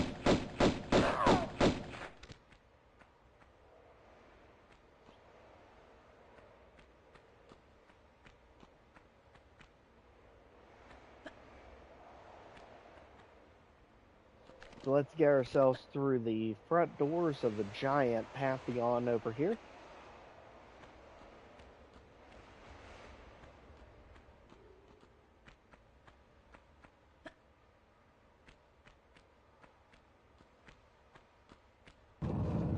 Approach and they'll open. There's our item. And we'll have a switch inside that'll unlock the final area for us.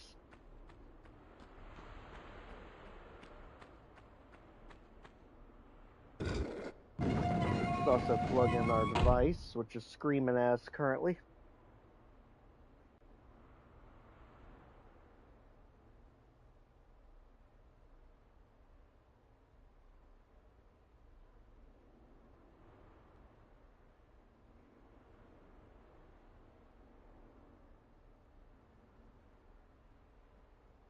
Please like and subscribe if you haven't already. Now we got that pressed, let's go ahead back. And now we're taking ourselves to the gated region.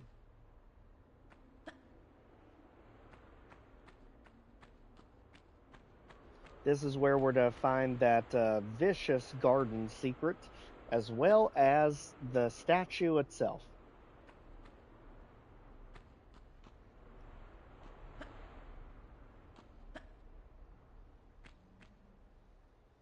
All the way down here, get ready for opposition.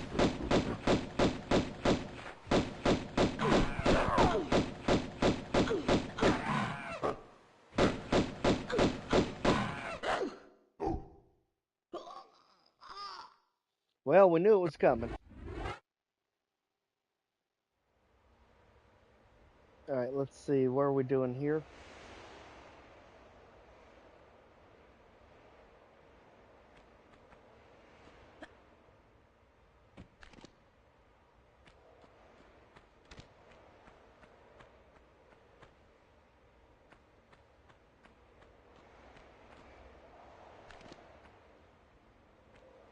Okay, so that really pushed us back. Let's go ahead, back over here. And did not see that coming.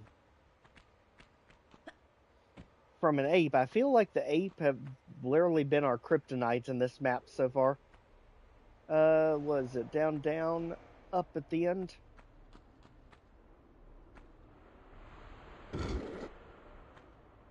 Down, down, up. I mean, might as well go for the items since we're already here.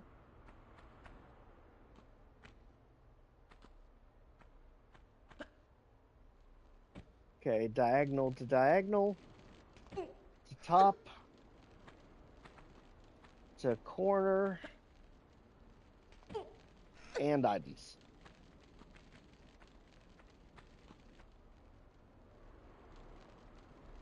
One. Two.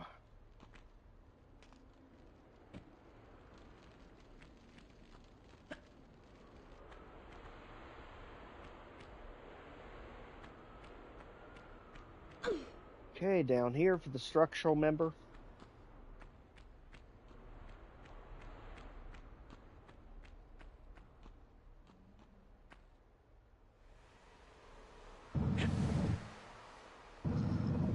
Let it fall. Boom. Boom, boom, boom. Alright. Just like that, let's get all the way back up. Now the room's all gone to heck and back on us.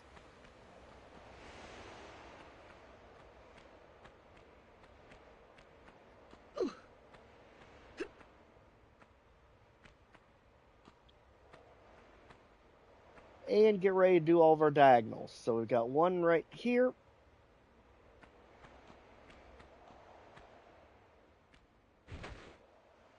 One behind it. Turn. Diagonal. Turn. Diagonal. Turn. Diagonal. And in. And up. Got it. Alright, again, one of those maps where you can literally take at your own pace and do in your own order. Very well thought out.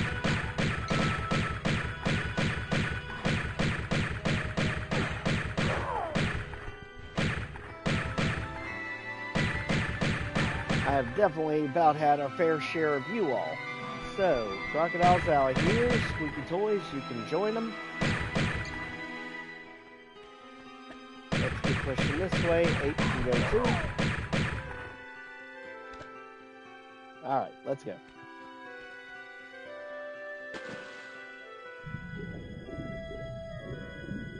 Literally that one crocodile lately, just holding back intentionally. Very clever.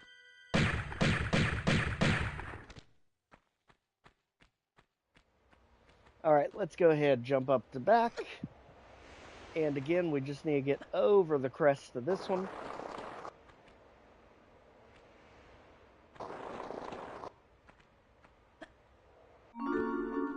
Okay. Secret number 1. Let's go.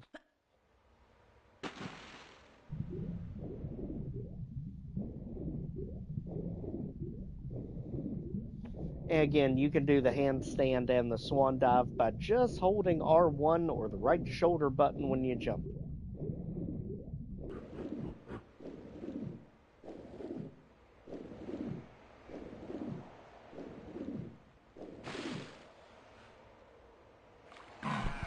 Alright, let's get up here. Let's get down into the corner.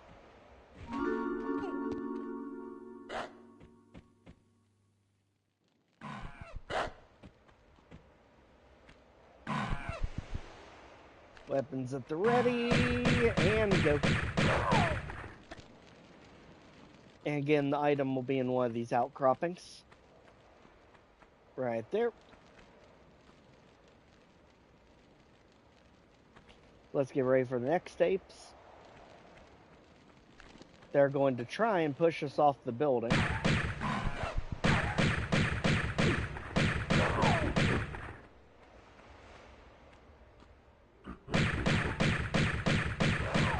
Rain down punishment from above before those enemies can even react.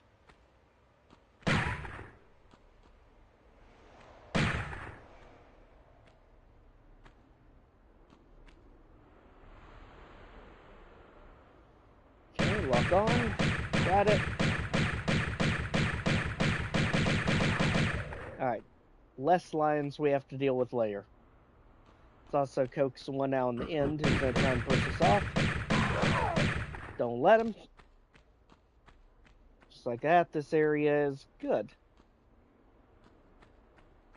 So over this way, and reach across. Oh my gosh, are you kidding me?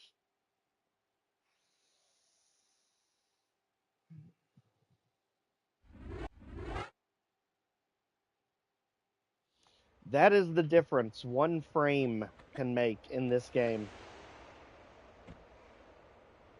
Especially when it comes to some of these brutal jumps.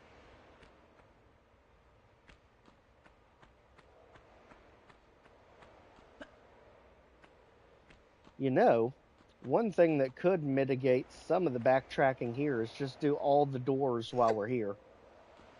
So, let's go ahead. This one is down, down, up.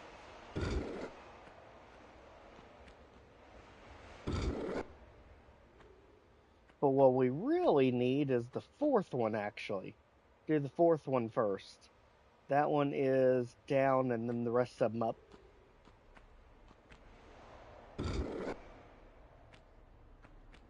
Because the fourth one you immediately go right back out of. So we can do that and then disappear into the third room. So let's go over here. Corner jump. And fall. And let's see if we can do it without getting caught on fire this time. There's going to be 1 and 2 and 3 and 4. Okay. Alright, that time we got off of it before getting set ablaze. Let's go ahead and get back. Just ignore the rats. We literally dived right on top of that one.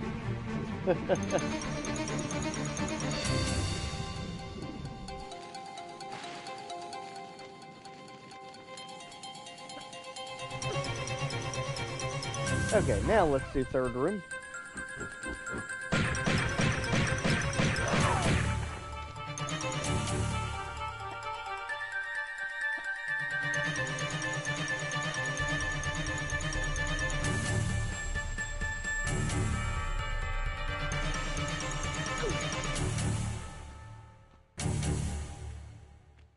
Okay, let's get back up here. All the way and just jump backwards. Got it. And then down, down, up. So all these have to be up on the left.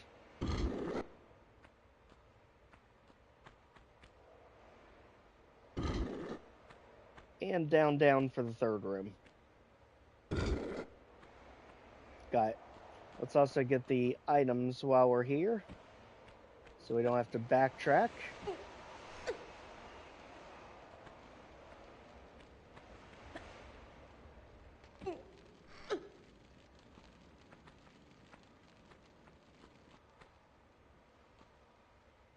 There's going to be one. There's going to be two right beside it. And now just fall in.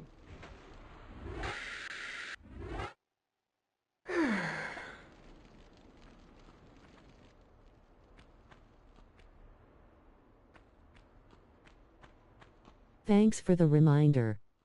I forgot to click like on my way in this time. No worries. Alright, now we get to show superhuman strength for the 10th time. Seriously, just shows how brutal this map is if you fail any of the jumps. And it's for good reason, because when you get to Egypt episode, every jump is scrutinized. You've got mummies, you've got brutal death traps. Episode 3 gets wild with difficulty compared to what we've been doing.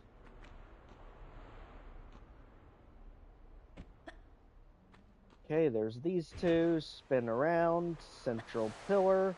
Spin around. Don't fall off. Back across. Spin. And got it. Yep. And in. There. Now up. Let's get ready for the combat, as we are on top of the structure. Top of the temple. This is another one of those that's designed to make you run off because you don't know there's a gap there. Tricky. Oh yeah, and this is literally a lesson in don't let enemies push you off the building.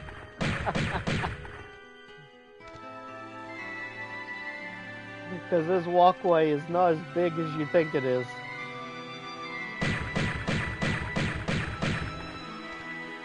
Okay, crocodile down. Let's go for secret number 1.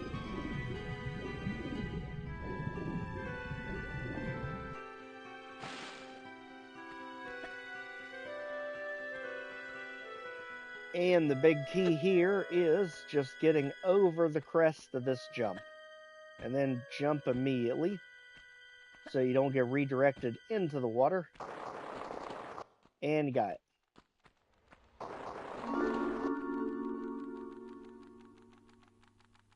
Alright, keep it going.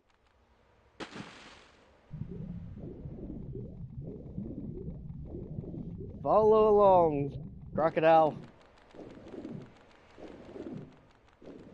How in the world we're out swimming a crocodile? Don't even ask at this point.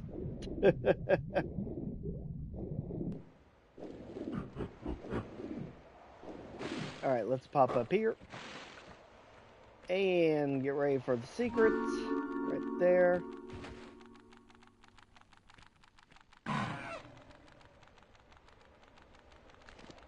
Let's get ready for our ape out here. And the item 2 rungs back on the right.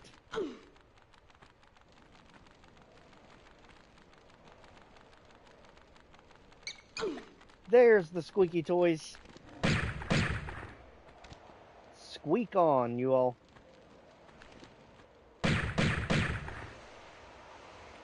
Need to be careful because we got enemies up here with us and down in the pit.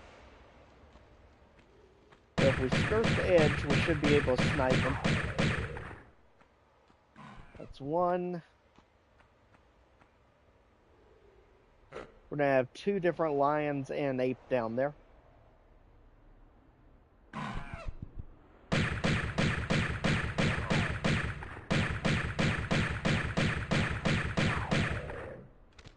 Okay. Now if they're sniped out of the way, let's go ahead and trigger the ape that bum rushes you around the corner.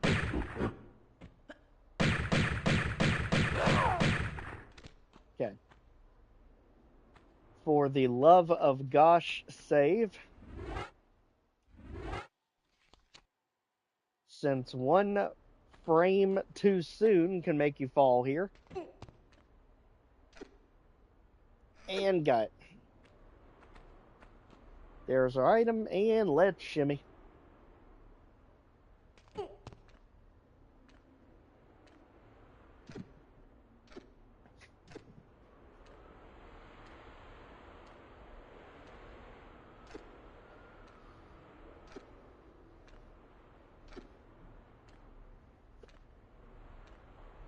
Just be ready as the squeaky toy's about to take us out.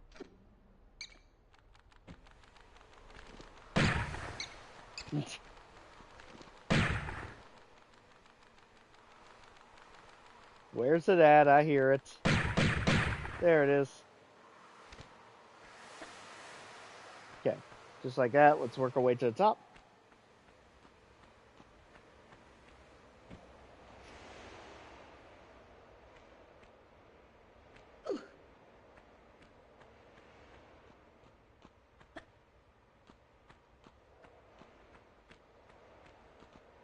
Now this puts us well above everything else in the map. But we do want to be careful not to fall through the ceiling tiles. So be very careful up here.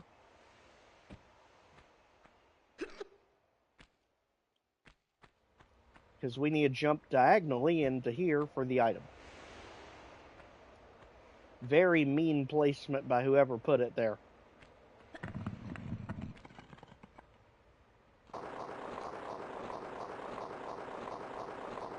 Now down this side.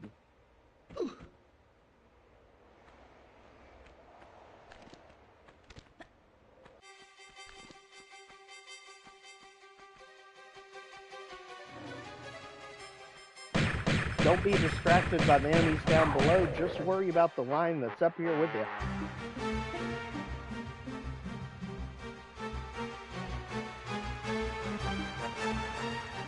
Most of the area enemies we took out already.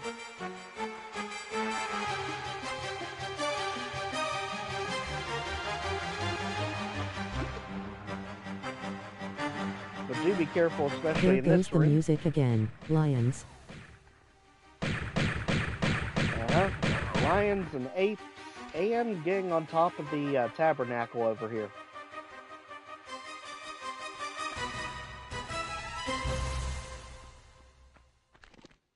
And crocodiles.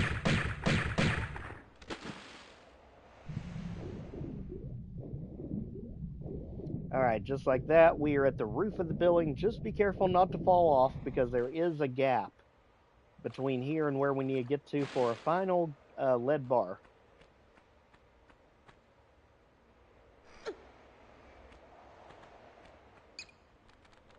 Very easy to run yourself off, especially with those bats swirling around your head. And just like that, that'll give us all 3 of the lead bars. Let's be careful getting back down, because they're waiting for us.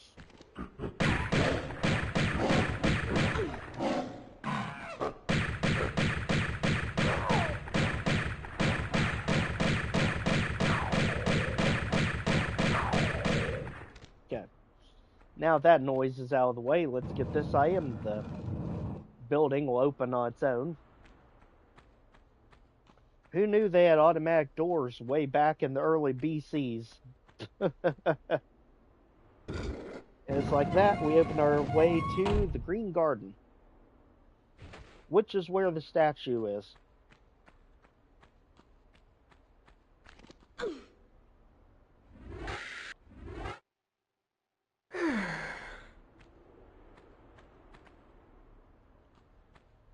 Just expect resistance on the way out.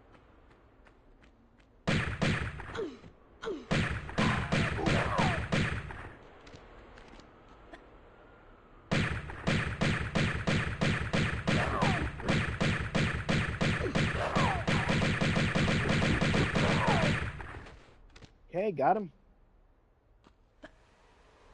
Get shotgun ready for this one. Now we just gotta clear out the garden, and we will be good on this one.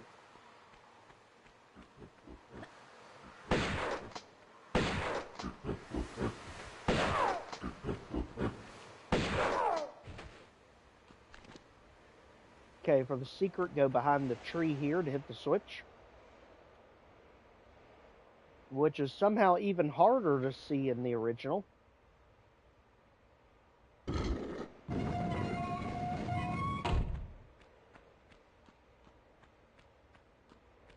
And here we go. Whatever you do, for love of gosh, save it here, because this is wicked.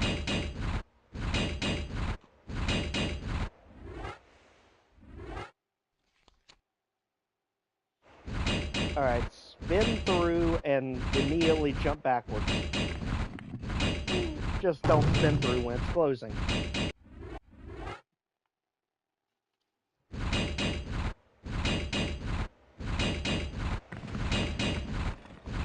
Okay, just like that. We're through. Let's get the items.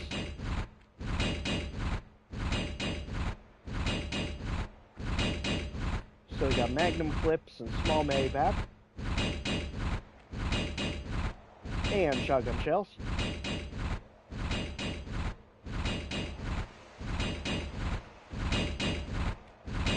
Now to get back from it, you basically have swan dive.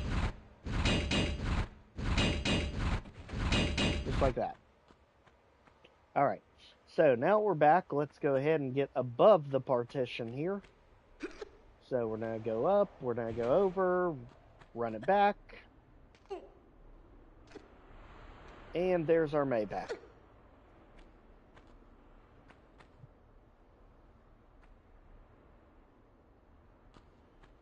Now we just need to convert our lead bars to gold, so this is what we need the statue for.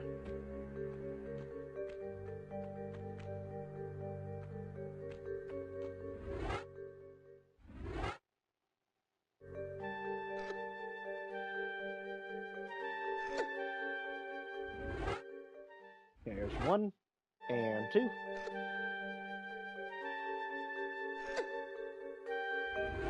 And 3.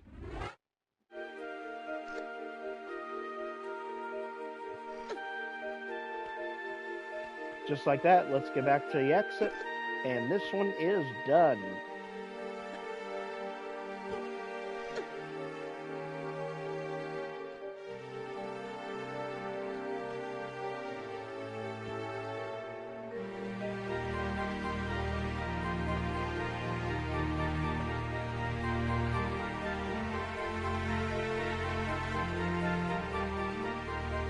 Just a few more items we want to grab on our way out here. I believe both of them are magnum clips. So instead of going up top, which is where we'll exit, we'll go down below, which is actually the bottom of that structure we kept seeing pop up time after time again. Go all the way in the back corner here for some of the items.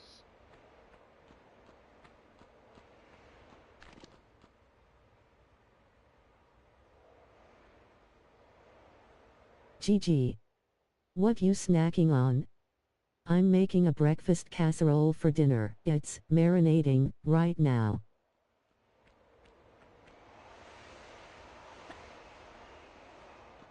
For me, it's either going to be turkey tacos or spaghetti. I haven't figured out which one yet.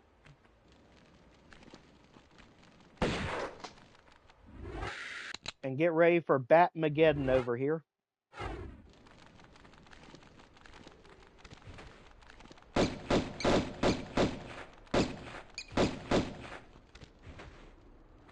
Only reason to come back here is going to be the small May pack hiding in the corner. And just like that, we should have all the items. Yep. All items, all secrets. This one is done. Let's just actually get there.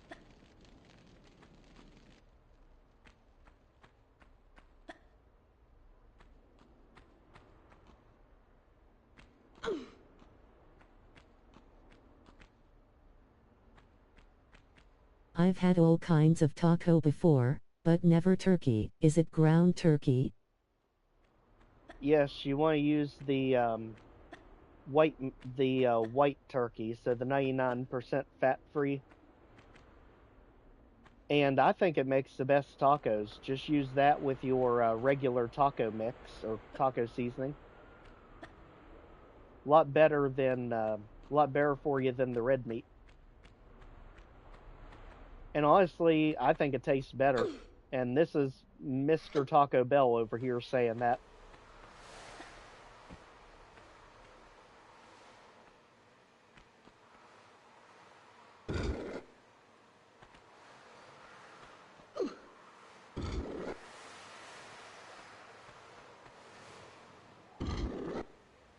Okay, basically just moving all these levers on the two ends down to open up the final door, and we should be able to see it if we twist the camera around just to make sure it's open. Looks like it is. And let's go.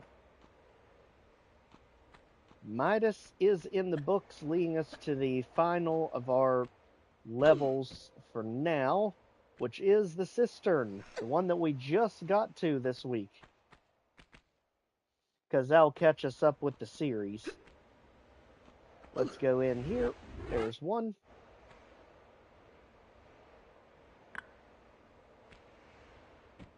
And two. The thing I about love my red meats, but ground turkey is probably a place I could make some healthy adjustments.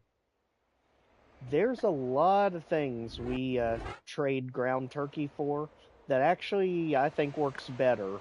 Turkey tacos is one of them, and the other one is turkey sloppy joes.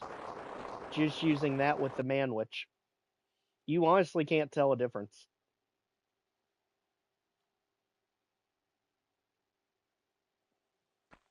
We'll also use it with the spaghetti, some usually, but it's just one of many ingredients.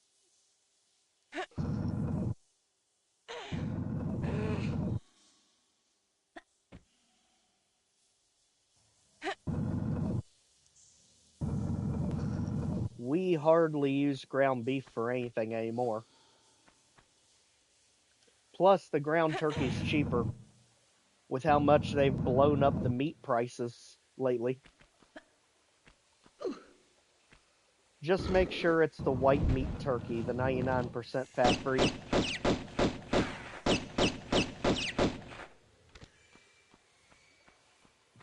I think at Walmart, at least here, it's like $6 a pound or something like that.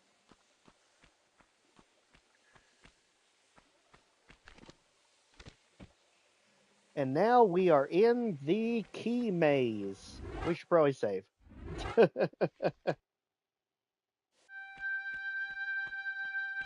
Alright, here we go. So, how we want to do it this time around? Well, why not? Let's start the same way. Let's go ahead and get the secret out of the way. So, in the crocodile pit in the corner, let's get our Uzi ammo for the Uzis that we can just never get for some reason.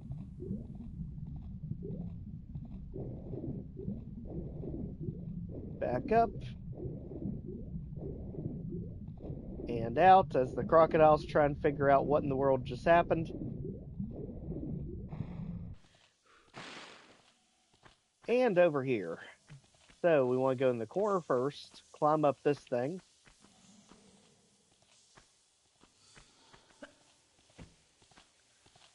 And back here, doing all kind of kooky backwards platforming over here. Let's just get,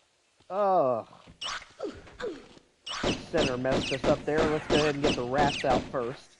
They are much larger in this one than they are in Tomb Raider 2. These are like the jumbo rats.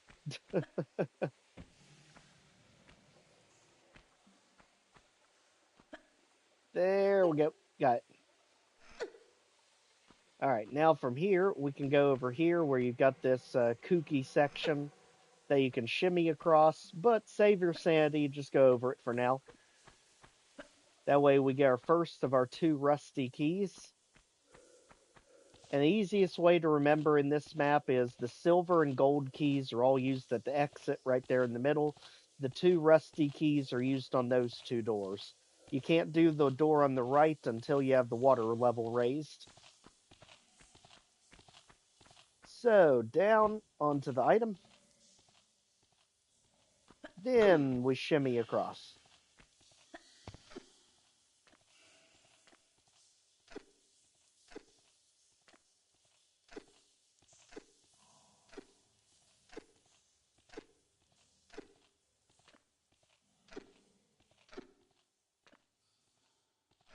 And let's go up to get back.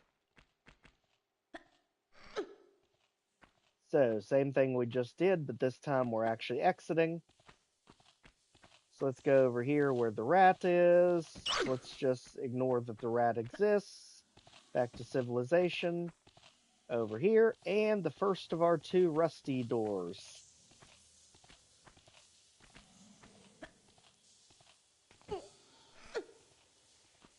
I love the atmospheric sounds in this map. It really makes you feel like you're in a just waterlogged catacomb. Till the apes show up here, so let's get ready for them.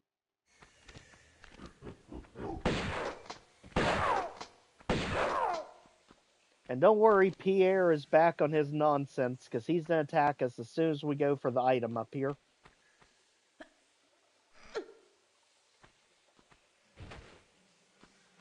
So, jump, jump. There's our item. Now Pierre's taking liberties. But don't think we'll deal with them till we have to. Doesn't the door usually match the key? Rusty door, silver door, gold key, gold door. It would make sense, but it's the receptacle that matches in this game. So it's the thing you put the key in that it'll match. There's the magnum ammo. Now we can get down safely and deal with this nuisance. Seriously, beat it. Yeah, run on, you.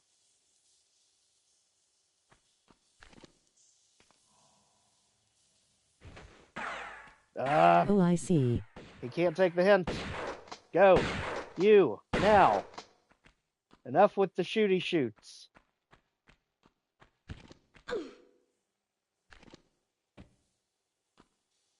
This is why I said you've got to let him run off and teleport. Otherwise, he's just going to keep shooting and never leave.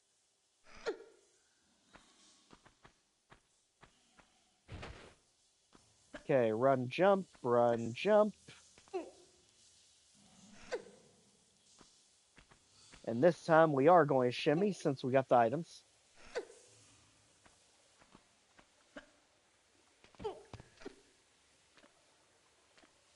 And again, this area pretty much the same looking in the original, just much more detailed textures.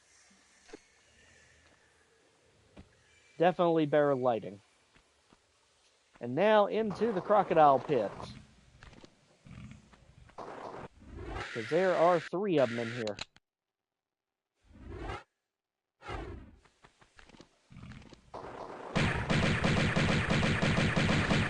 There's 1. There's 2. And 3's probably to try and sneak around the other side.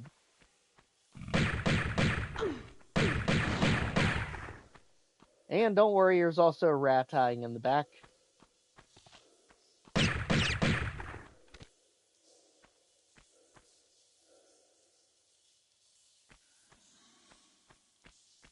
Alright, just like that, we got it. Let's go ahead and now navigate the room.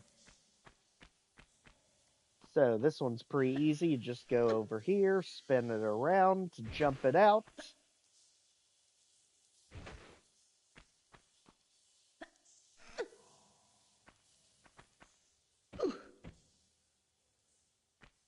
Well, they want to be just high enough.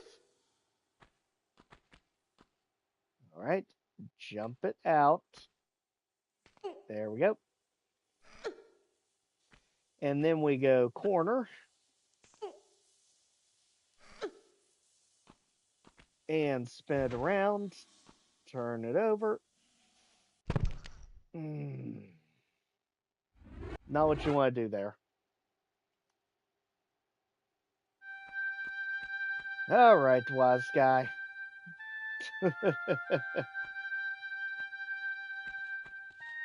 Ouch. That might be the first and only time I've ever died there. There's a first time for everything. Especially considering this map has almost 0 combat until the very end.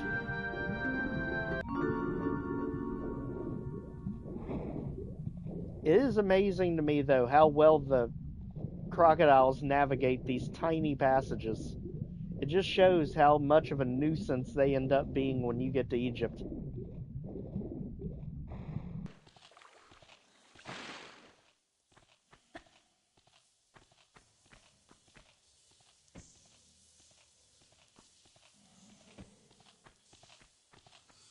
See, you all always see the nice, foofy, finished result. You don't see the struggle that goes into these episodes. These are the actual struggles that go into the episodes. And what we've seen so far, Palace Midas definitely made me take the most deaths so far.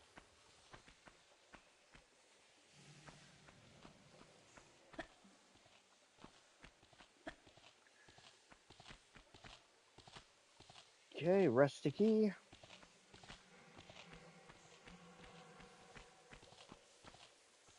Shotgun shells. And back.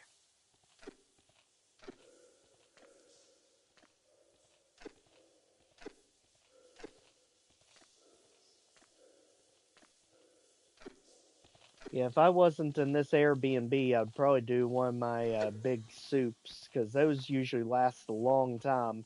But we just don't have storage in this tiny little place to actually store anything. I literally just have a mini fridge in this place. It's not even full size.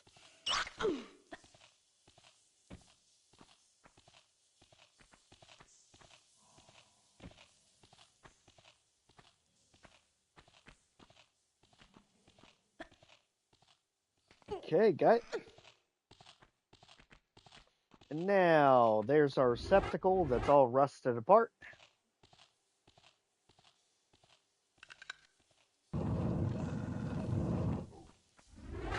And apes, we'll send you right back where you came from.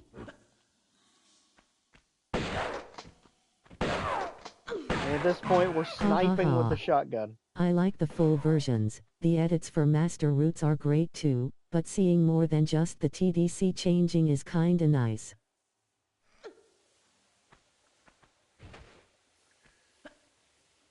Oh yeah. And believe me, a lot less editing I have to do too. But obviously it doesn't work for the master routes, because the problem is then someone sees you just failing over and over again, and they're like, this episode should be 10 minutes long, not an hour.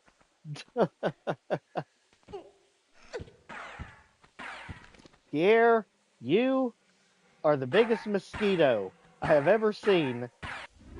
Get on with yourself. Right. How in the world we're not able to aim at you? There was one thing I attempted to do on Sunlust, that Anira map, I think map 8, where I tried to do something creative like that, where I actually left the deaths in, but I just edited it to show what killed me. But even that really ballooned the watch time really high.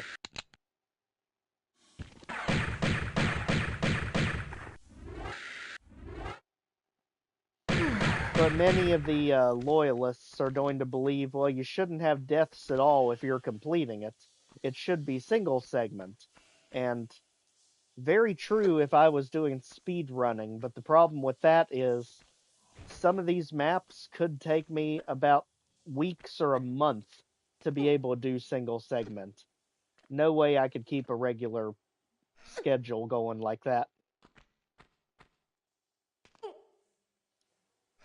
I tried it on Sunlust until I couldn't do it anymore once we got to map 8. And it literally was taking me 3 weeks and I still couldn't get it. And I said, we just have to find another way to do this. So the TDC counter was born. We can thank Sunlust for it.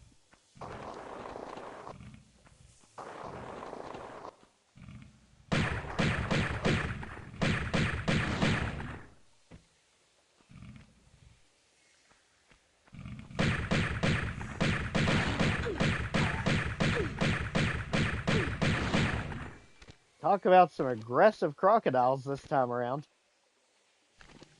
Alright, let's also pop the surprise rat out of nowhere. Grab our item. And just like that, That was the first one that good. gave you real trouble, eh? Yep, that was the first one that literally stalled us. And then the one that literally shut the entire channel down at the time was the Nerf episode that we just did this week, that Across the Highlands by Zolganoth. There was no way, even to this day, that I still could have done that one without failing.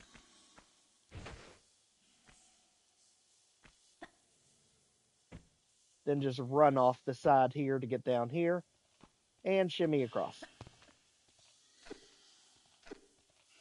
Yeah, that one made me actually, on Legendary Mel Games, I literally had to stop the series because I couldn't do that one and Sunlust at the same time. They were taking too long. I had to break them up. I can easily see Back to Saturn X Episode 2 being the new Sunlust of the series. Because that one definitely seems to be the hardest one at the moment.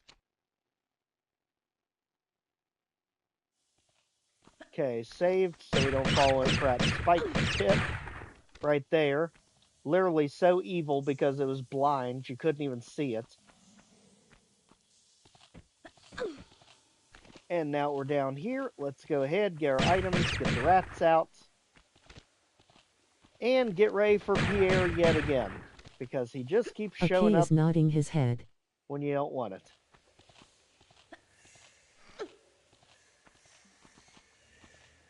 Oh, AK's not on his own channel. Gotcha. I thought AK was in here. Apparently he vanished.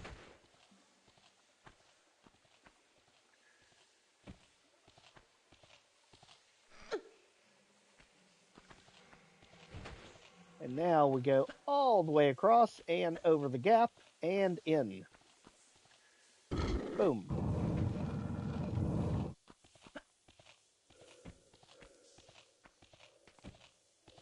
Alright, fall down. As soon as we grab that key, Pierre's going to show up again. But the funny thing is, you can actually give him the slip here. As long as you can angle it right, you can jump here into just water. hands busy, so I translated his body language. Some translations required. Alright, and we just nope right out of that fight. Just like that. Now it's time to raise the water level, because we can't get to any of the other areas we need to get to now. So, let's go back to our rubble pile.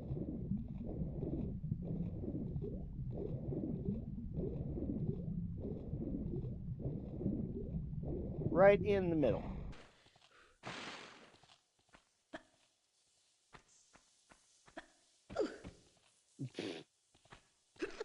Always cracks me up when you bounce off the things.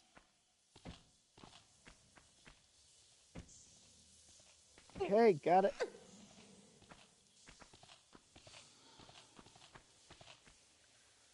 And here comes our prize room, I like to call it, because it literally gives you a ton of items in this room. And another secret. So to get it, we just have to get up top here. And basically there's items on both sides of the walls. So this one will give us... Looks like me in real life. I swear I walk into walls way too often.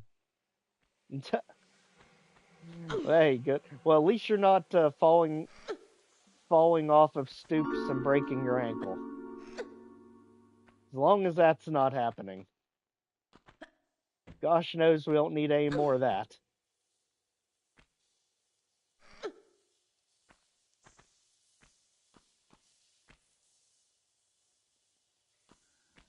And now we got shotgun shells. Let's go ahead down here. Jump before that other one sends you off the wrong direction.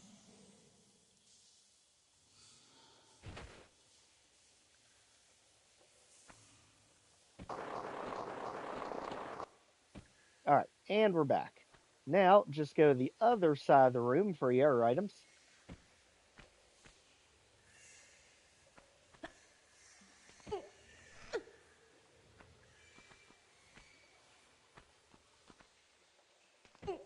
There we go. And then at some point, when we're done collecting 1,000 items, we'll actually raise the water level.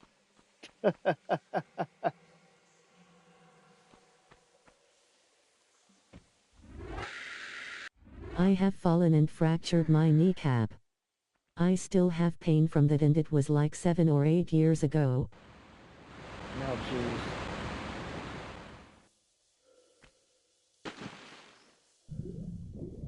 Yeah, Kayla's still bedridden from that incident. Will be for the next 2 months.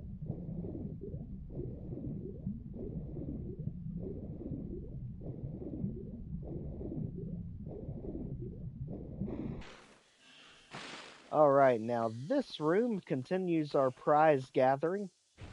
Although, it's a little bit easier to navigate, because over here we're going to get Rusty Key number 2.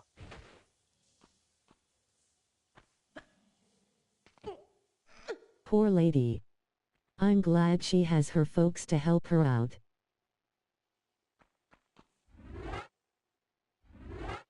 Exactly.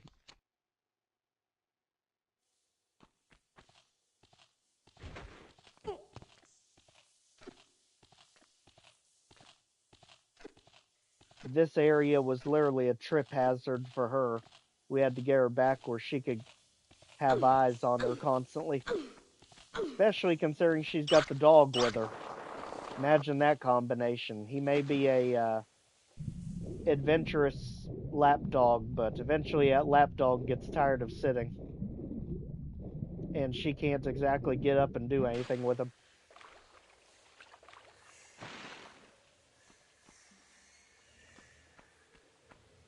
Now we use Rusty Key number 2. And this is why we flooded the cistern, because if you started with this rusty door, you would have been dead. And that's why. Spikes everywhere.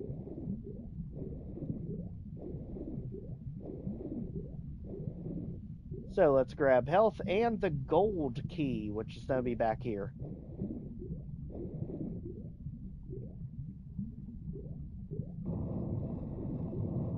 Alright, that'll open the door forward. Well, Grammy and Pappy can take him on walks, so that is nice.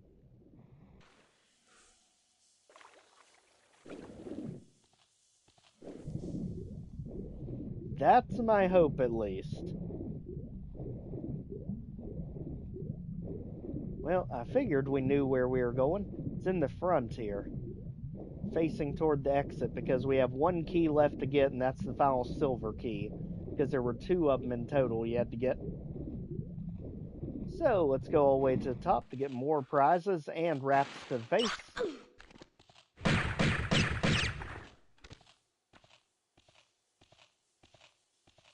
And don't worry, the rats are extended on both sides of this thing. What they used to look like. And this area much brighter in the classic graphics.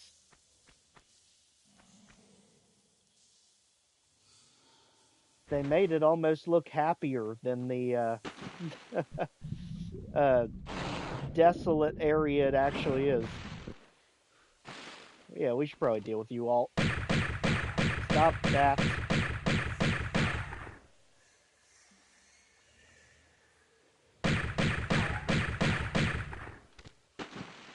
Okay, now we can actually hit the switch that's up on the wall.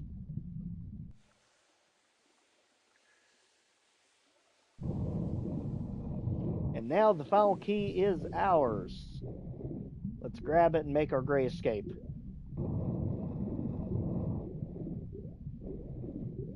Alright, so now let's get ready for a final secret, which is up here near the exit.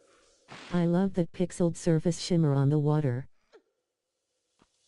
Oh yeah, that one. Really cool aesthetic. And the thing is, they actually kept that in Tomb Raider 2 also. It also does that shimmer. Push this out of the way, and we've got ourselves the final secret. So we need to get above us. So let's just turn our back to it. Back, forward. And that'll give us more magnum ammo and health. That's why you can be as liberal as you want with magnums in this map. They literally give you tons of ammo for it.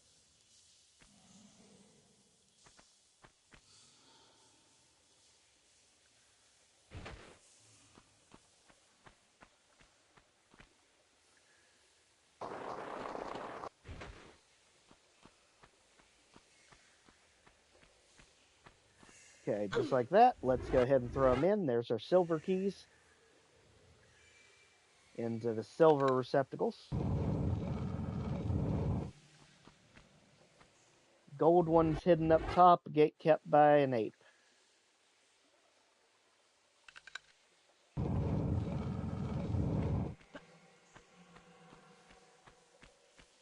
So we need to go up behind us.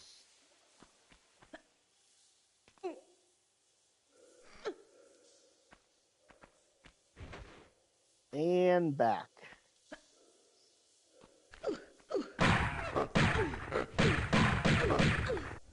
Not doing this, buddy.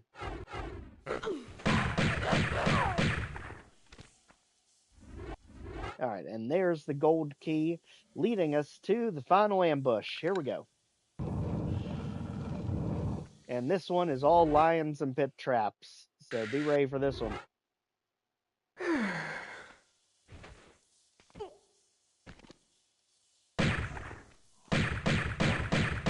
Whatever you do, don't step on the black squares, because most of them fall out on you.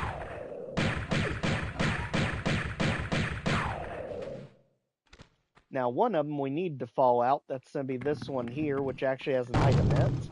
The rest of them have spikes. Just always look before you leap. And now for final items, let's get ready to have a loving relationship with our block here. Because we literally have to slide this thing all over God's green earth.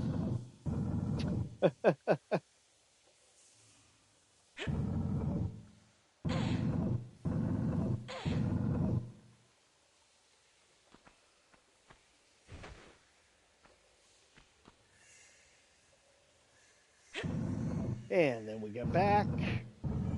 And then we end up pushing it in place. You wonder who in the world it was that originally found this series of items, because they're hidden so far back you literally can't see them from below. They are completely invisible from the ground.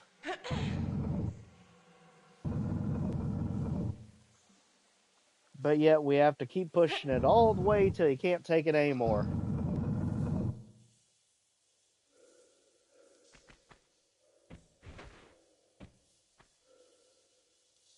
Still not enough. Keep going.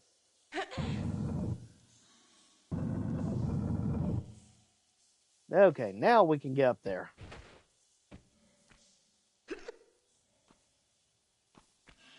And just like that, we can finally get above the exit.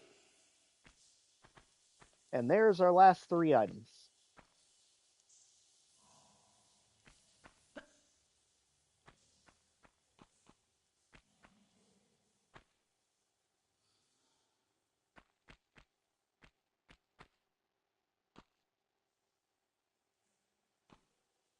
And I am sorry, Lions, but we are not wasting time with you all. We know it's a trap. We acknowledge it's a trap. And we just ain't doing it. See ya. And just like that, we are all caught up. Basically, the live stream just to catch up anyone who's not followed the series so far. So with that, I'll go ahead and start our intermission so I can get the laundry taken care of. And we will meet back for Fallout 4 Survival here in a little bit. Again, thanks everyone for joining us. We will see you back here in just a few hours.